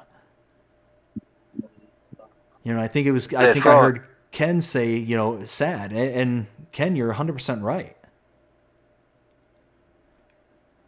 You know, yeah, it's like Those Like- people do not appreciate what modders go through. exactly. And, you know, on top of all that, it's one of those, like, and I know Will and I, we've beaten this drum, you know, many different times. And again, the reason we're bringing it up is this one was really kind of fresh and new. But a lot of the modders, like, they're not being compensated for this. They're not being, you know, paid or get like famous notoriety or something like that. Like, no, it's like, these are labors of love, like labors of passion kind of thing. And people out there in the community are going out and like stealing that from them. And we as a community now are going to be poorer because we're now losing, you know, map makers and modders like Taylor Farms, like, you know, insert any of the others that basically said, you know what, I'm done with this. I'm done with the heat, the backlash that, you know, I get. And all I'm trying to do is, you know, trying to make something for y'all kind of thing. yeah, like Skywalker Farms and Lazy E modding. Yeah. Totally agree. So yeah, it's one of those where I know that people out there who are listening to this right now, it's not something like, well, you know, let me put it to you like this. If you were sitting here right now and saying, well, you know, hey, BDD, Ken, Jonah, you know, Will, duh, like this stuff's obvious. If this stuff sounds obvious to you, then yeah, this is, you're not the target audience. But the reason that we keep beating this drum, it's like, look, like, if this gets to people to where this starts like, oh, hey, this is stuff that I've done in the past, or this is stuff I'm actively doing, stop it. Stop it. Because at the end of the day, we only have so many people who are going to either be willing to do this kind of stuff or able to do this kind of stuff. I've said this before. I personally cannot make mods. I cannot make maps because I just don't have that artistic eye. I just don't have it. You know, if I were to make a map, it would look like a two-dimensional drawing, and there's no way to make a two-dimensional drawing here in Farming Simulator's editor. Like, but I'd figure it out. I'd figure out how to do it because that's how bad of an artist I am. Like, I couldn't make this map. I couldn't make Oak Bridge. There's no way I could. Yeah, like, and I can say I have visions of maps in my head, but I can never put them through because I don't know how to do anything with the editor. Like, I'm terrible at it. Yeah, so it's one of those, like, we've only got certain people and certain like skill sets that are available to be able to do this stuff. And if all we're going to do, and I shouldn't say if all we're willing to do, but if all people are going to do is sit there and like harass and berate and like, oh, well, this could have been done better, or this could like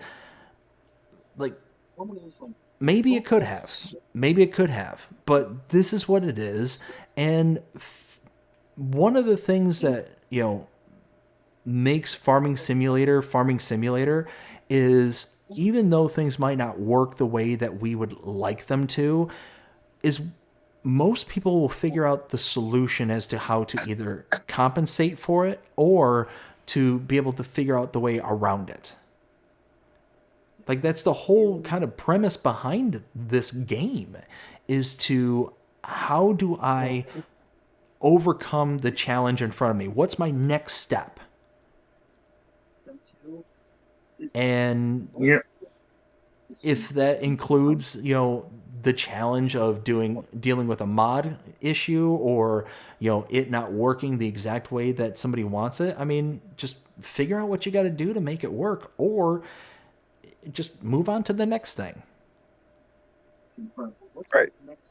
Because and I think I'm always there for feedback. Like, say, if you have a recommendation, go for it, but don't criticize them if they don't listen to you. It's just a recommendation, Well, and that's it exactly, which is why when I do my map tours, I've said this before too. It's like, look, I give my opinion, and it's my honest opinion. I'm not going to sit there and, like, try and paint sunshine and rainbows when it's something that I don't feel deserves it. But I'm not going to be like, oh, this is terrible, and you're a terrible creator, and this, that, and the other, and I could have done this better, and da-da-da-da. No. I'm going to give constructive criticism and say, look, if this was possible, or again, perfect example, the purchase area for the map that came out here recently.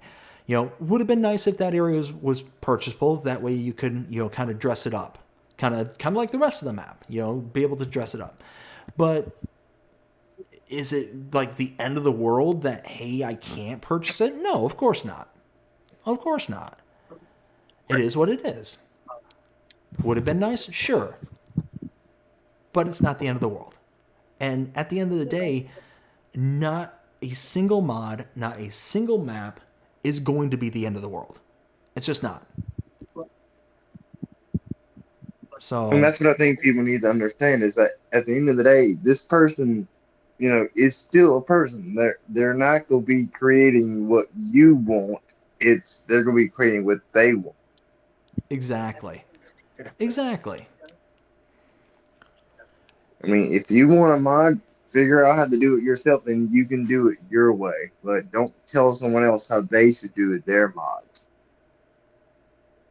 Yeah. Well, yep. I mean, and like a whole bunch of modders now are basically standing up for themselves and being like, hey, you don't like, guess what? Not a mod. Yeah. Well, and that's it. And again, we are poorer as a community because of it. Because of the few squeaky wheels out there, the rest of the community suffers. And it's a shame. It's a real shame because, like, look, I'm on console. I'm not going to make no bones about it. It's like there's only certain avenues for a console player to get, mods. Just that's it. There's only certain venues. I can't go on to itch and get mods directly from a creator. Can't do that. I have to get them from the mod hub. So if somebody's going to go out there and completely trash that avenue from a certain from certain creators, well then now all of a sudden we as console players are now no longer able to enjoy that kind of thing. Or if all they're going to do is private release, or if they're just going to not do releases at all.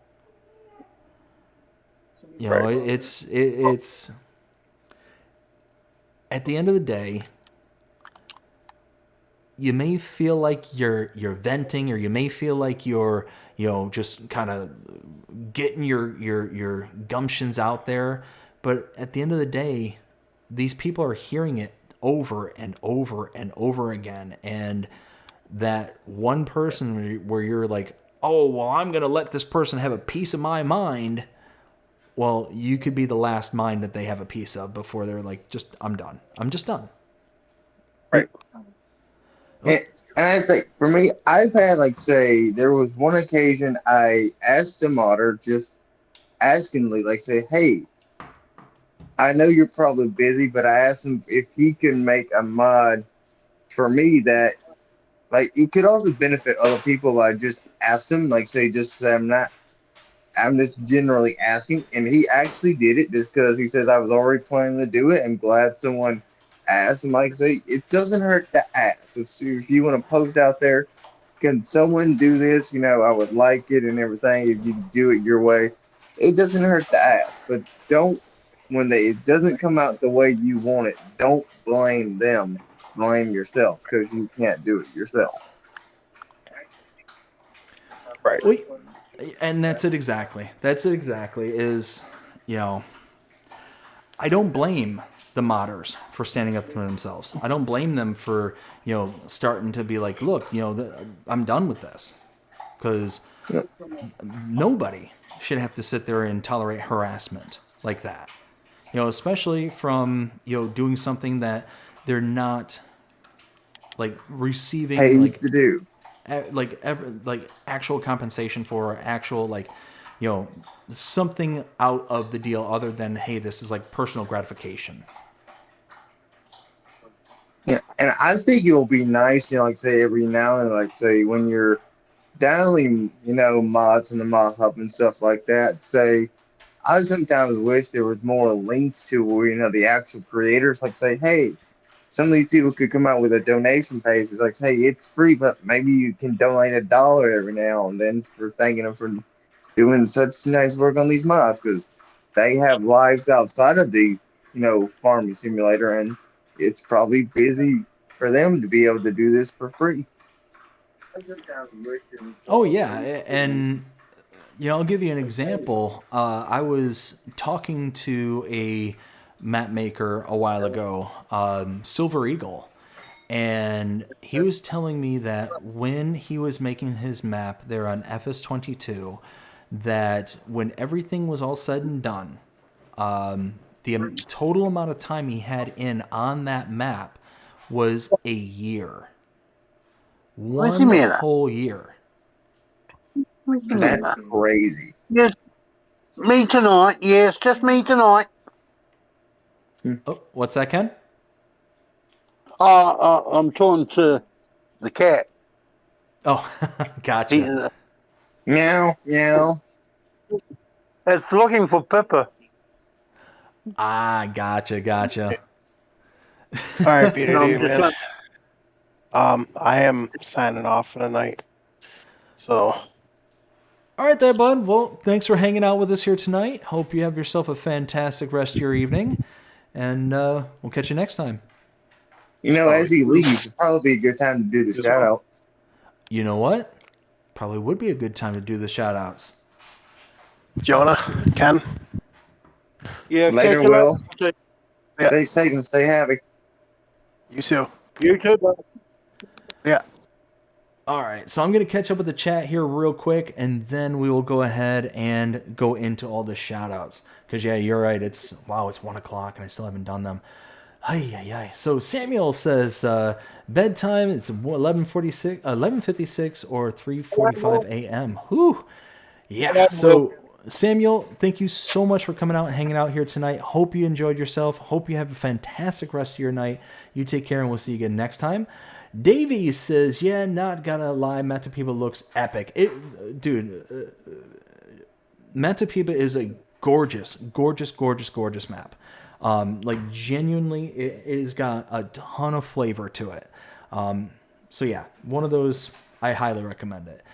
Also says, just saw the map video and looks nice. Yeah, it's like I said, it's just got one of those kind of different looks about it as well, because the way the town's kind of laid out, and there's really not a quote-unquote starting farm as much as it's just a building. Like you get one building and it's like that's it.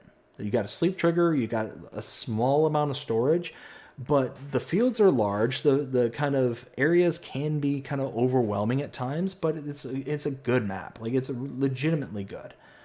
Let's see. Says, I'm not nasty to modders. I support the modder. 100%. Like I said, if anything that we're saying here tonight is like, doesn't seem like it's applicable, then it's not. It's not applicable. It's one of those where, like I said, the only reason I'm even talking about it is it literally just happened a few days ago, and I was kind of taken aback with how it kind of spun out of control and got everybody involved, that it really was kind of disheartening to kind of see it happening, because it was like the first real experience I've had where people have like really lashed out, like really kind of went overboard. So it was really disappointing to see, for the first time with firsthand experience. Nacho says, I make music for me. Y'all are free to use it, but I don't take requests. I take suggestions, and if enough people suggest something, I consider it. But at the end of the day, it's copyright-free music that I make for my use. And yeah, no, see, and with things like that, like that's really awesome, because and it's also like a good boundary to set. It's like, hey, I do this, and because of this, I'm not going to take requests. But if enough people like say something or make the suggestion, then therefore I'll kind of do it. Like that make total sense, total sense. But it'd be like going back to what I was talking about. It'd be like somebody coming up to Nacho and saying, "Hey, this song that you made, there's this section in there that I don't like, and it's terrible. It is what it is. I don't like it, bleh," and just kind of lashing out. And then when people are like, okay, well, this is what it is, you can enjoy it or you don't have to, but this is how you got to deal with it. And them just continuing to lash out and saying, oh, but this part stinks. This part I don't like. I don't like it. Blah, blah, blah, blah, blah. And them just hell over and over and over and over. So it's just one of those, like, that's essentially what it kind of boils down to. Is like, look, we gotta,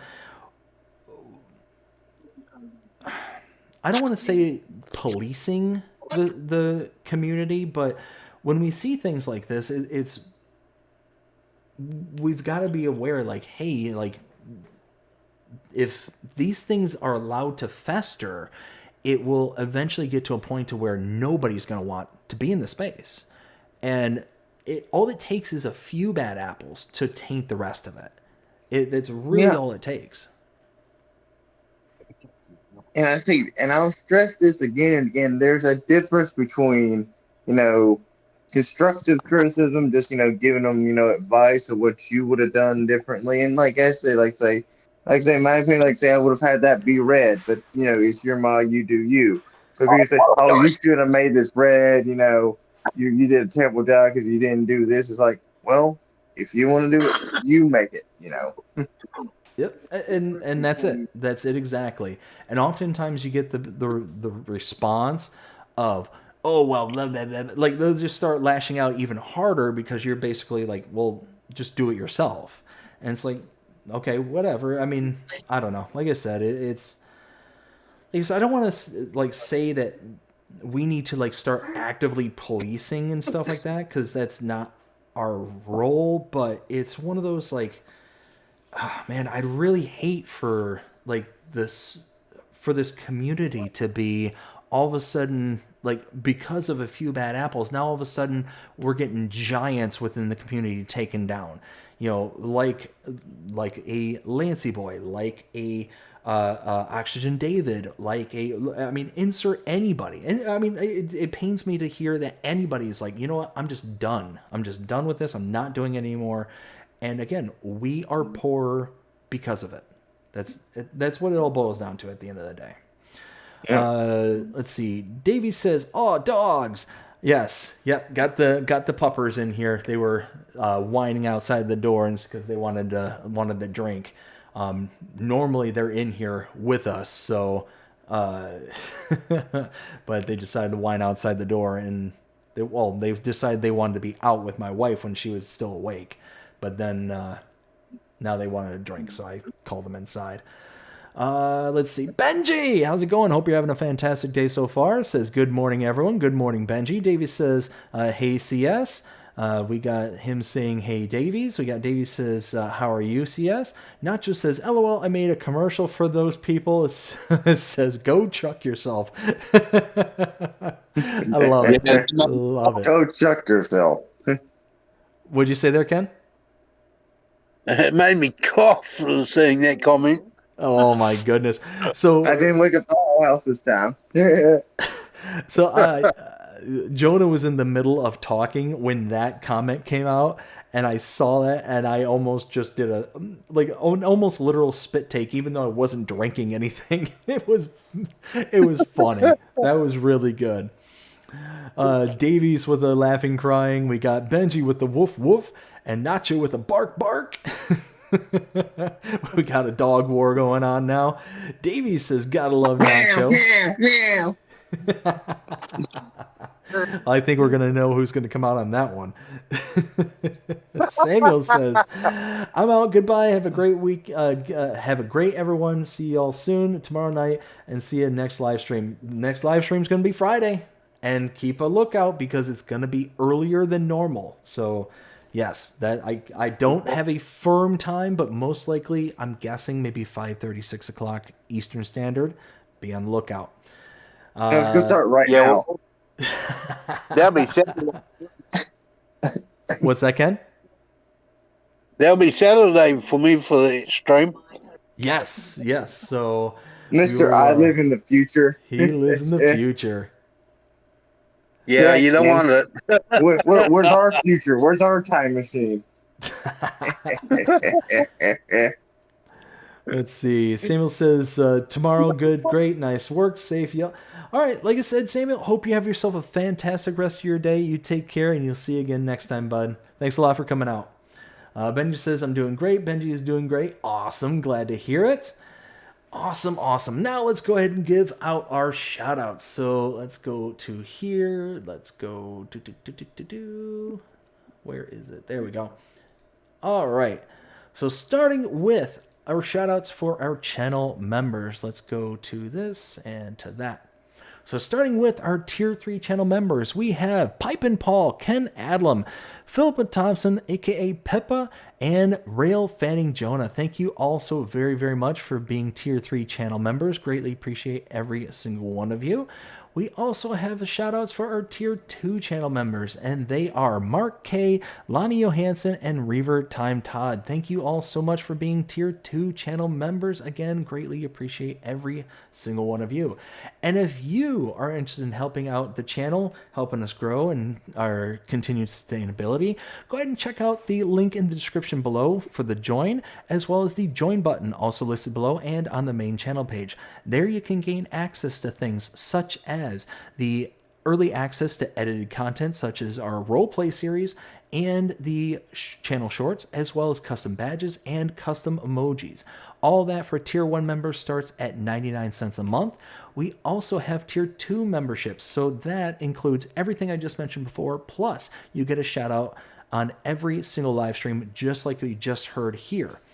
That starts at $4.99 a month. And then Tier 3 channel members, everything that I listed before, plus they get a custom discount code to the channel merch store, as well as a opportunity to do exactly what we're doing here tonight with Jonah and Ken, being able to come out during the streams and be able to hang out and have a good old time.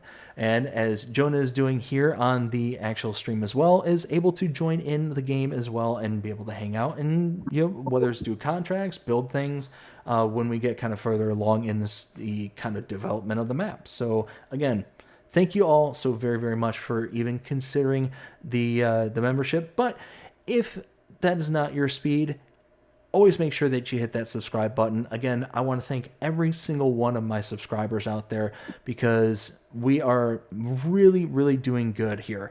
Currently, we are at 2860. So doing really, really well. Very happy with how things have been progressing with the channel here lately. So again, I want to thank each and every one of you. Thank you all so very much.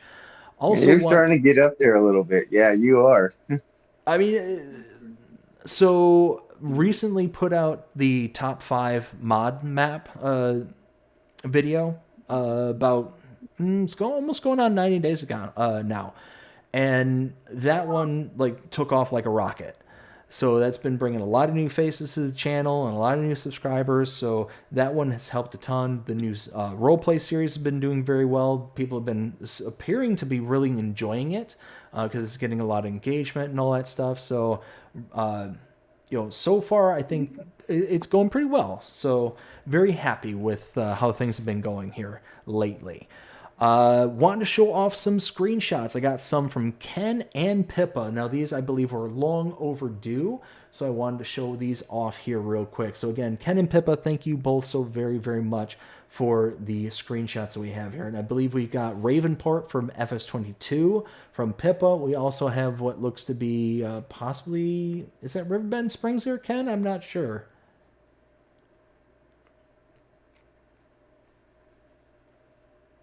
I think that's also Ravenport. Oh, Ken, you still there? Oh, I don't know if we lost Ken. All right, so I believe we are scrolling back through that. So now let's go ahead and check out the channel merch. If you are interested also in supporting the channel, but you don't want to sign up for a monthly membership or anything like that, go ahead and check out the merch store.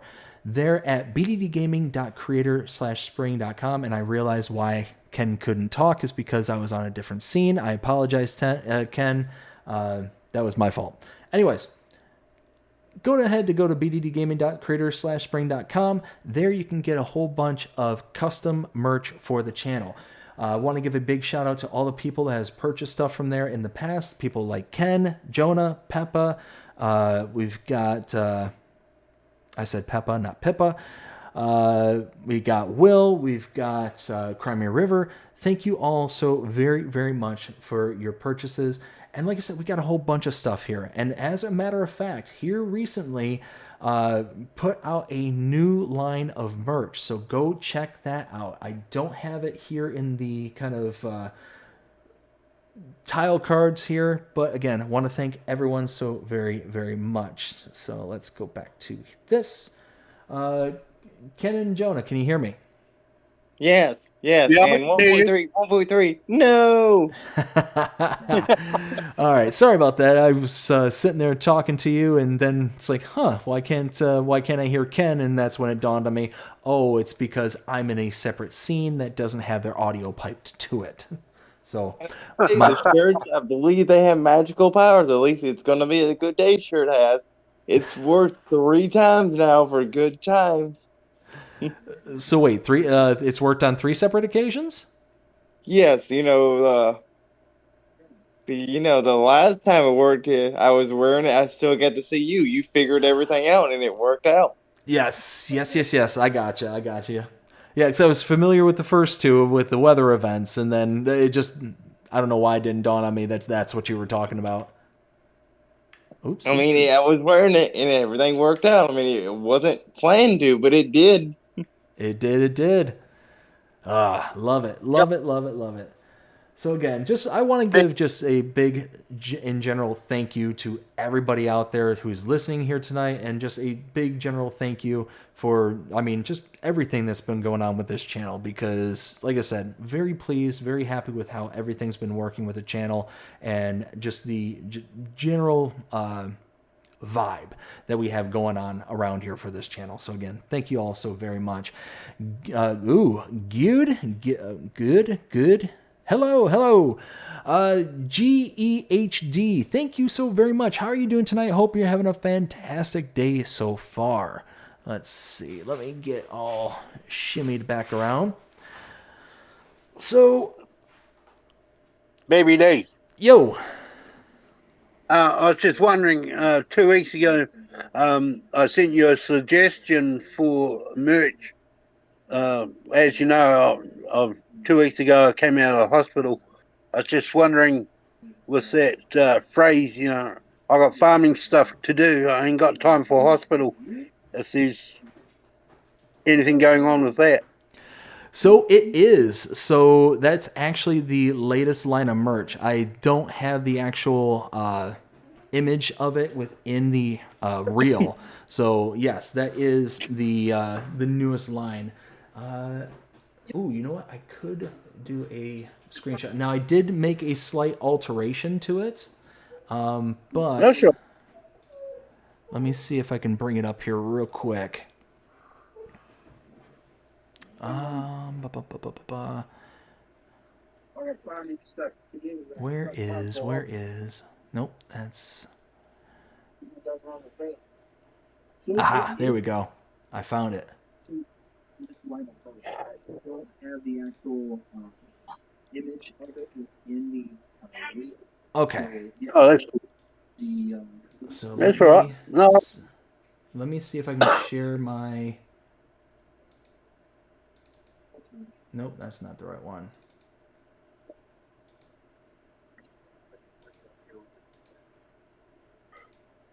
There we go. All right, now, yes, there we go. So here we go. This is the new lineup. So we've got the BDD Gaming with Who Has Time for That? I Have Farming to Do. So we did make a slight alteration, but again, Ken, I want to thank you very much for reaching out to me on this one and giving me the okay with this. The reason I did the slight alteration was to, one, kind of, slightly universalize it, but at the same time, didn't want it to be, I guess, as grim as some people may take that. Does that make sense? yeah, no, that's right. But yes, Ken was a big inspiration for this specific lineup. So again, thank you to Ken. And yeah, I don't know. What do you think of it? Can you see it on your screen? I can now. I just had to wait for it to come up because I'm a few seconds behind from talking to you on Discord to the screen. So let's see. We've got it on, shirts. We got it hoodies, stickers, all sorts of stuff. So we've got mugs. And like I said, we've got a bunch of stuff here on the website. So if you want, hoodies, if you want beanies, homeware, we got pillows and desk mats. Like I said, a whole bunch of stuff here. We even got stuff for your pets. Nacho, if you want to, throw this on little Nacho, there you go. I'm just kidding. Anyways, whoops, I didn't mean to close that out. Do that there, and bam. So yeah, no, like I said, going back to what we were discussing there before. So it's, what do you guys think of the kind of general state of the community? Like, what's your opinion on, when these kind of things rear up? Like, do you think that like we ought to try and be proactive and give it some pushback? I don't know. Like, what do you all think? Jonah? Let's start with you. What do you think? So yeah, like I said, go back to what we were discussing. Oh, Jonah, are you there? We lost them. Oh, I guess we did. All right, Ken, let's start with you. What's your opinion? Are we working now? Somehow my mic got muted. Ah, now we can hear you. We'll go ahead and start with Ken now.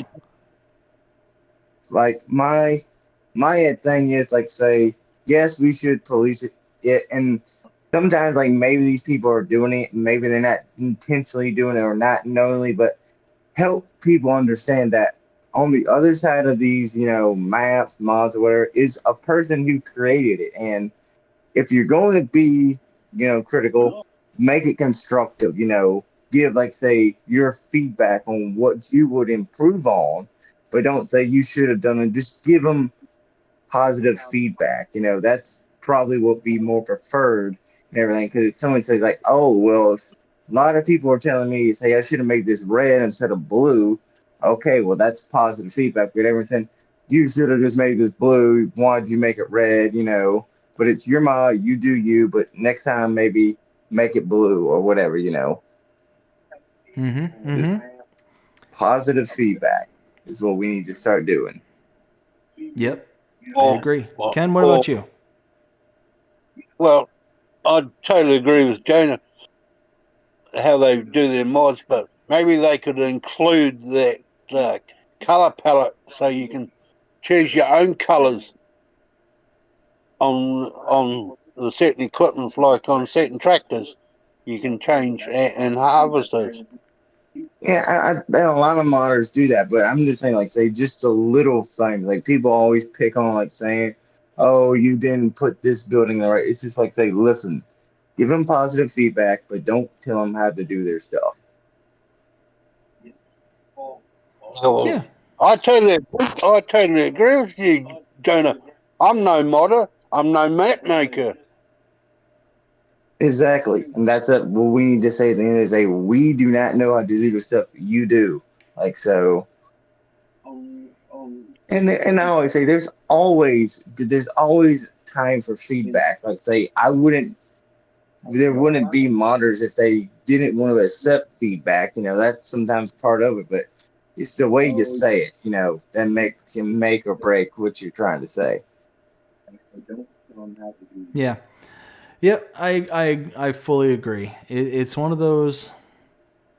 I don't know. Maybe, and you all might be the same, but I tend to try and approach things with a certain level of like gratefulness. Like, Oh hey, yeah, I'm grateful that we have the modding community that we have that's going to make this game far more dynamic than what it is already. yeah, because I say no offense to Giants, but I mean, they could, but like, say, they understand that this game wouldn't be as big as it is without the modders themselves, because Giants wouldn't be able to come up with all this. It would be hard for them to come up with all this stuff, like saying they come up with a few maps and they rely on everyone else to come up with maps to keep the game going, which is good because after a while you get tired of Riverbed Springs. It's a good map, but at the end of the day, you do get bored of it eventually and you want to try another map. And it's good that you have all these other maps in the modders, because there's always a map someone's going to like and there's always a map people are going to dislike, but you find the map you like and you don't use the map you don't like. Yeah. Yep, exactly. Yeah, it's like I said, I think it's because, coming from that place of, gratefulness, where when you start from there, you're able to be like, okay, well, this might not be everything that I want it to be, or might not even be anything that I wanted to, like, full sentence stop. But you're grateful that someone did it. Exactly. Somebody, like, I'm not the only person in the world that's playing this game. And just because I don't appreciate a thing doesn't necessarily mean that there isn't going to be other people out there that are going to appreciate the thing. So Yep. it's one of those, like, just because I don't like something, or I don't think that something is done to a specific standard that I may think, well, I mean, might be more than satisfactory to somebody else. And who am I to sit there and be like, no, this has to be done the way that I demand it, and therefore rah rah rah kind of thing. So Yep. I don't know. At the This end may have happened while I was muted, but what contracts would you want me to start up? Let's see. Or are we gonna tone it down here in a minute? I think we're going to start winding it down here pretty quickly because it is now 1 o'clock in the morning and all that. So, yeah, it's one of those. Let me catch up with the chat just really quick there. Let's see. Again, I think I left off with... Again, I think it's Ged. GEHD says, I'm doing good. It's like midnight where I'm at right now. Oh, wow. So you're about an hour behind here. Can you please buy the TransStar? Which TransStar would that be? Let's see. Nacho says he does get chilly. Also says, BD, can you please buy the TransStar? Sorry, so which TransStar are you referring to there? I'm not 100% certain. Are we talking about a truck or TranStar? Are you talking about the 2 Eagle? Is this the one you're talking about? It is a nice truck. I do like this one. I'm going to refrain from purchasing it at the moment, but it's one of those that could make an appearance here at a future date and time. But let's see. Trying to think. Uh-oh. I see Jonah comes zipping through. It's just me. It's just me. Yeah, you're in the only tractor around, so I'm just gonna spectate you. Yeah, that's the only bugger is I've been solely working on like contracts and stuff specifically so I can pay off my debts. Like you can see. Well, I get you. Why? There we go. I still have like $145,000 in debt right now. So it's one of those where once that gets paid off, then I can start like really expanding. Because I started, I think it was like with $1 million in debt on this. Yeah, and at least you're doing it like say what I say the correct way. Like some people like, oh, just give me, I'm inheriting this from somebody and I already have enough money to keep it going and everything. It's like, how about you like say you buy the land and have to really struggle to get going at first, but once you're going, you're going.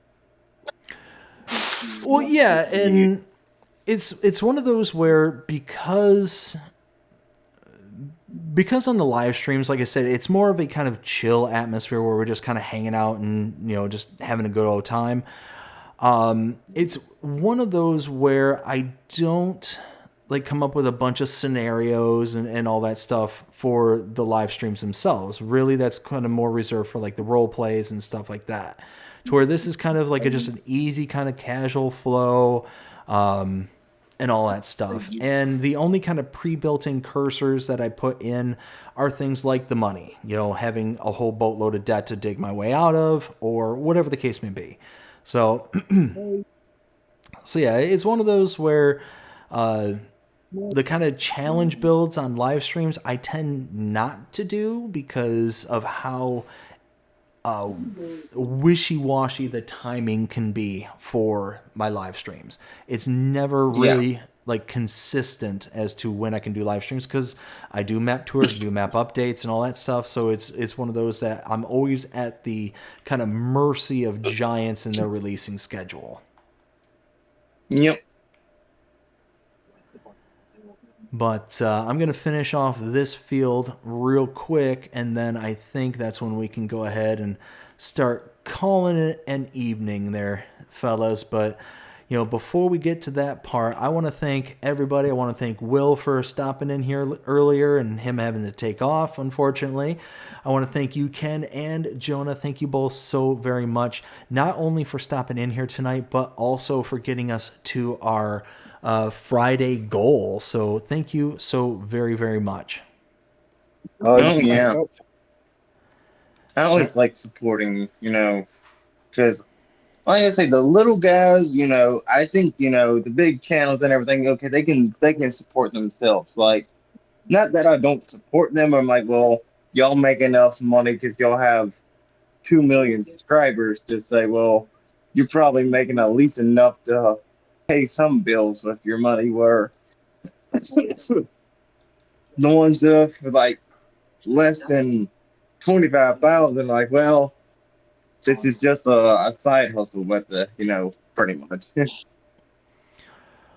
Well, and yeah, I mean, it's one of those where the bigger channels, the bigger creators, no shade against them whatsoever. They are obviously talented enough to be able to have that audience and have that level of support, and that's a fantastic thing. Yeah. But like I said, me personally, I'm grateful and thankful to every single person out there, every subscriber, every member, everyone out there, and it's. Again, I think that's what kind of separates me from, like what we were discussing earlier, is starting from that level of gratitude and then kind of working from that point to where if, let's say, I wasn't starting from that point of gratitude, well, then, I could see, well, also depends on personality. But anyways, the vein I was going down in that particular one was the thought of, not starting from that standard point of gratitude can kind of lead people off into these kind of tangents, these kind of, lashings outs kind of thing. And I just think that, always starting with gratitude is a better starting point than really anything else. Yeah. And what I like is say, it almost always feels like the littler guys, say, you look at the big guys, but it seems like the little guys, sometimes they do just as much as the big guys, if not more. And sometimes I'd say the little guys' contact is better.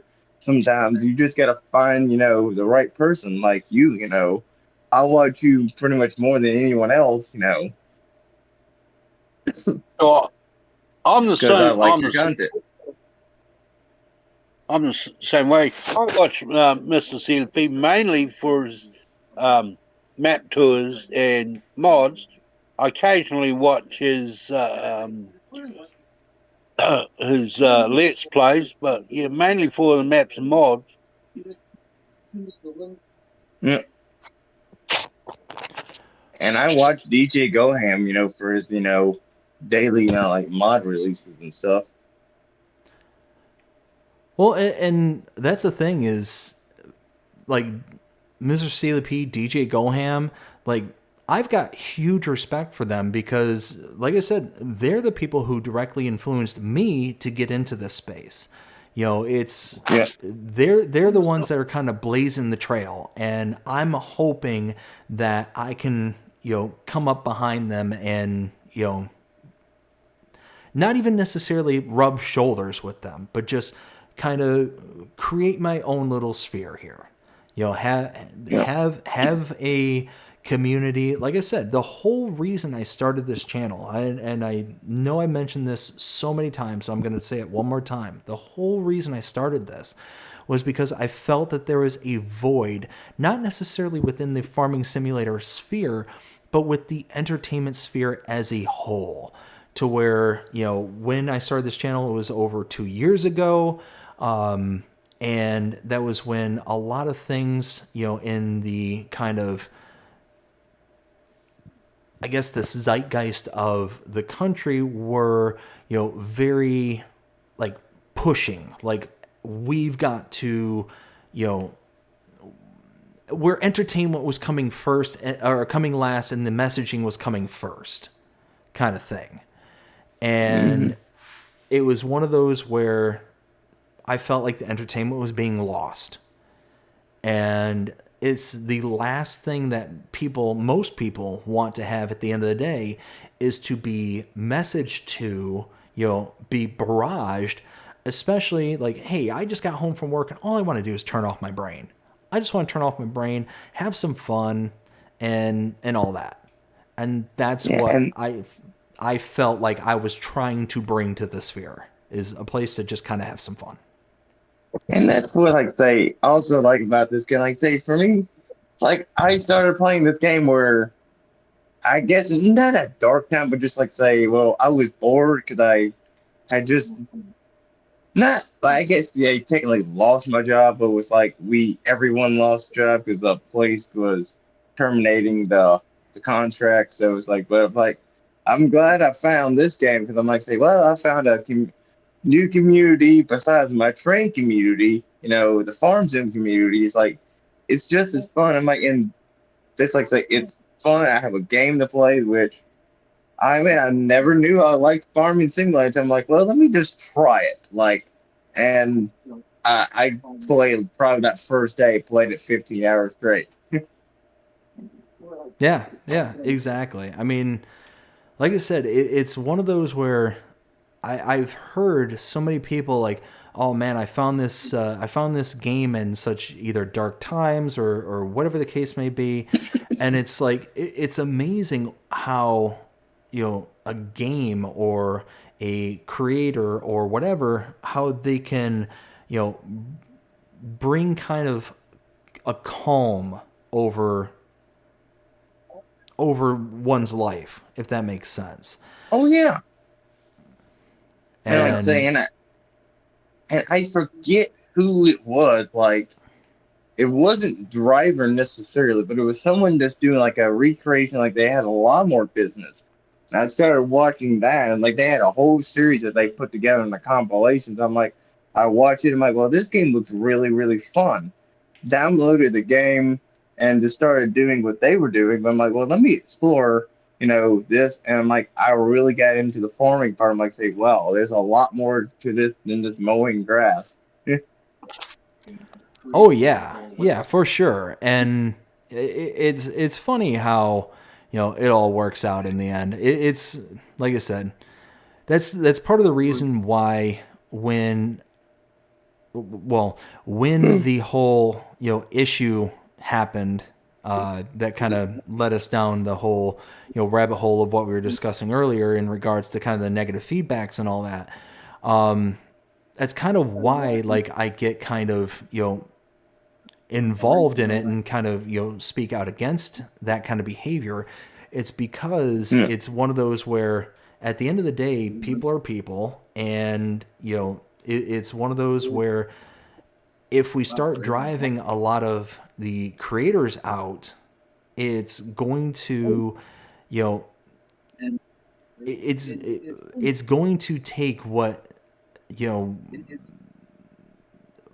is a game that has brought a lot of very positive things to individuals' lives, whether it's through the game itself or through the content creators behind it or the map makers, modders, things like that. It's going to put them in a position where they're going to be like, you know what, we're not going to do it. And then all of a sudden those things that were now a positive outlet for a lot of people are now no longer going to be there. So there's going to be like bigger downstream effects than just say, oh, well, this map maker is no longer going to be making these maps or no longer making these mods kind of thing. There could be some like far greater downstream effects that a lot of people might not. Oh, it's not accepted here? Really? Let's see. Well, that's weird. Huh. What's weird? Oh, no, it's accepted. Oh, I was trying to fill up this little calf pen with some TMR, and I got an error that said that it wasn't accepted. So I'm just trying to fill up these couple of these cow barns real quick, so that way we can kind of set this up for good for the next time we're here, because otherwise I'm going to forget, and then I'm going to have starving cows. You can't have the SPCA on your butt. Oh, the ASPCA, PETA, like I'll get every organization out on me. Yeah. And I have to say, praise the Lord, your cows can never die if you don't feed it, because I've surely forgotten to feed my cows before in the game. Well, what's funny is that the Seasons mod for FS 19, they could. Oh no! They could, like, if you didn't feed them and midnight rolled around, so if they had 0 feed at midnight, they would just disappear. They would just delete from the pen, and that's essentially what it was simulating. At the moment, PC have got something very similar. If you don't feed them, your animals will die. Yep. All right, take a guess, Dave, about how much, hey, I gotta feed my cows every day in game. How many cows do you have? I have, sometimes up to 450, depending on how many are in there. Ooh, so you're probably going on at least a couple of thousand liters a month. Every month it goes up to like, they take over 150,000 liters of hay. Oh, yeah. Month. That sounds about right. And praise the Lord, I used a Colossus Bay trailer to feed them because I put that thing in 1,000,000 liters. I don't know, like, okay, well, I can put this out, and I know it, even if I'm forget, if as long as I set it to the dump, like I say, it will still like do it for me, even if I forget. But be like, God forbid that trailer runs out of hay, then I'm in trouble. Oh my goodness. But like I said there, gentlemen, I think we have reached the end for tonight. So again, I want to thank both of you for coming out here tonight, not only for hanging out here and, doing the stream with me, but again, doing the Friday goal. Greatly appreciate your contributions to it and making that a possibility. Yeah, so before we head out, Jonah, do you want to give yourself any shout outs? I guess, go check out my, train channel and stuff. And don't forget to stop by tomorrow for the Farms and Talk with Knoxville Cat. Yeah, absolutely. Again, just real quick, tomorrow, Farm Sim Talk, 9:30 p.m. Eastern Standard Time, Nacho Cast. Really, really looking forward to that. It's going to be the very first one since we went and moved, and it's been a while. It's been a while. Might be a little rusty, but I'm hoping that we're all going to have fun and going to have a little something. So again, really looking forward to it. Stop by tomorrow. Again, 9:30 p.m. Eastern Standard Time. That's when we're going to start. And if you have any questions that you want to ask NachoCast, go ahead and in the chat, leave a double question mark. It makes it far easier to search and it will stand out amongst the rest. I can just do a find function within it and be able to be good to go from there. So again, Nacho, little old me. Oh yes, little old you. Looking forward to it, Nacho. Really looking forward to it. Ken, do you have any shout outs that you want to give, or do you want to give anybody a shout out in particular? Oh, just to Pippa. She's away at the moment. She's heading off to a small town just from us to a market day where hopefully she'll make a little cash. Hope she has a good day. Excellent. Yes. Again, big shout out to Pippa, another tier 3 channel member. Thank you again so very, very much. And just thank you in general. Again, starting from that point of gratitude. And again, thank you. Thank you all so very much. I hope you enjoyed it. And if you did, please show me by liking, sharing, subscribing, following, commenting, doing all the things the algorithms enjoy you doing to show you're engaged with this channel and enjoying the content. And that being said, I hope everybody has a fantastic day. Take care. Gentlemen, hang on till after the outro. See you on the other side. We'll see ya. Bye.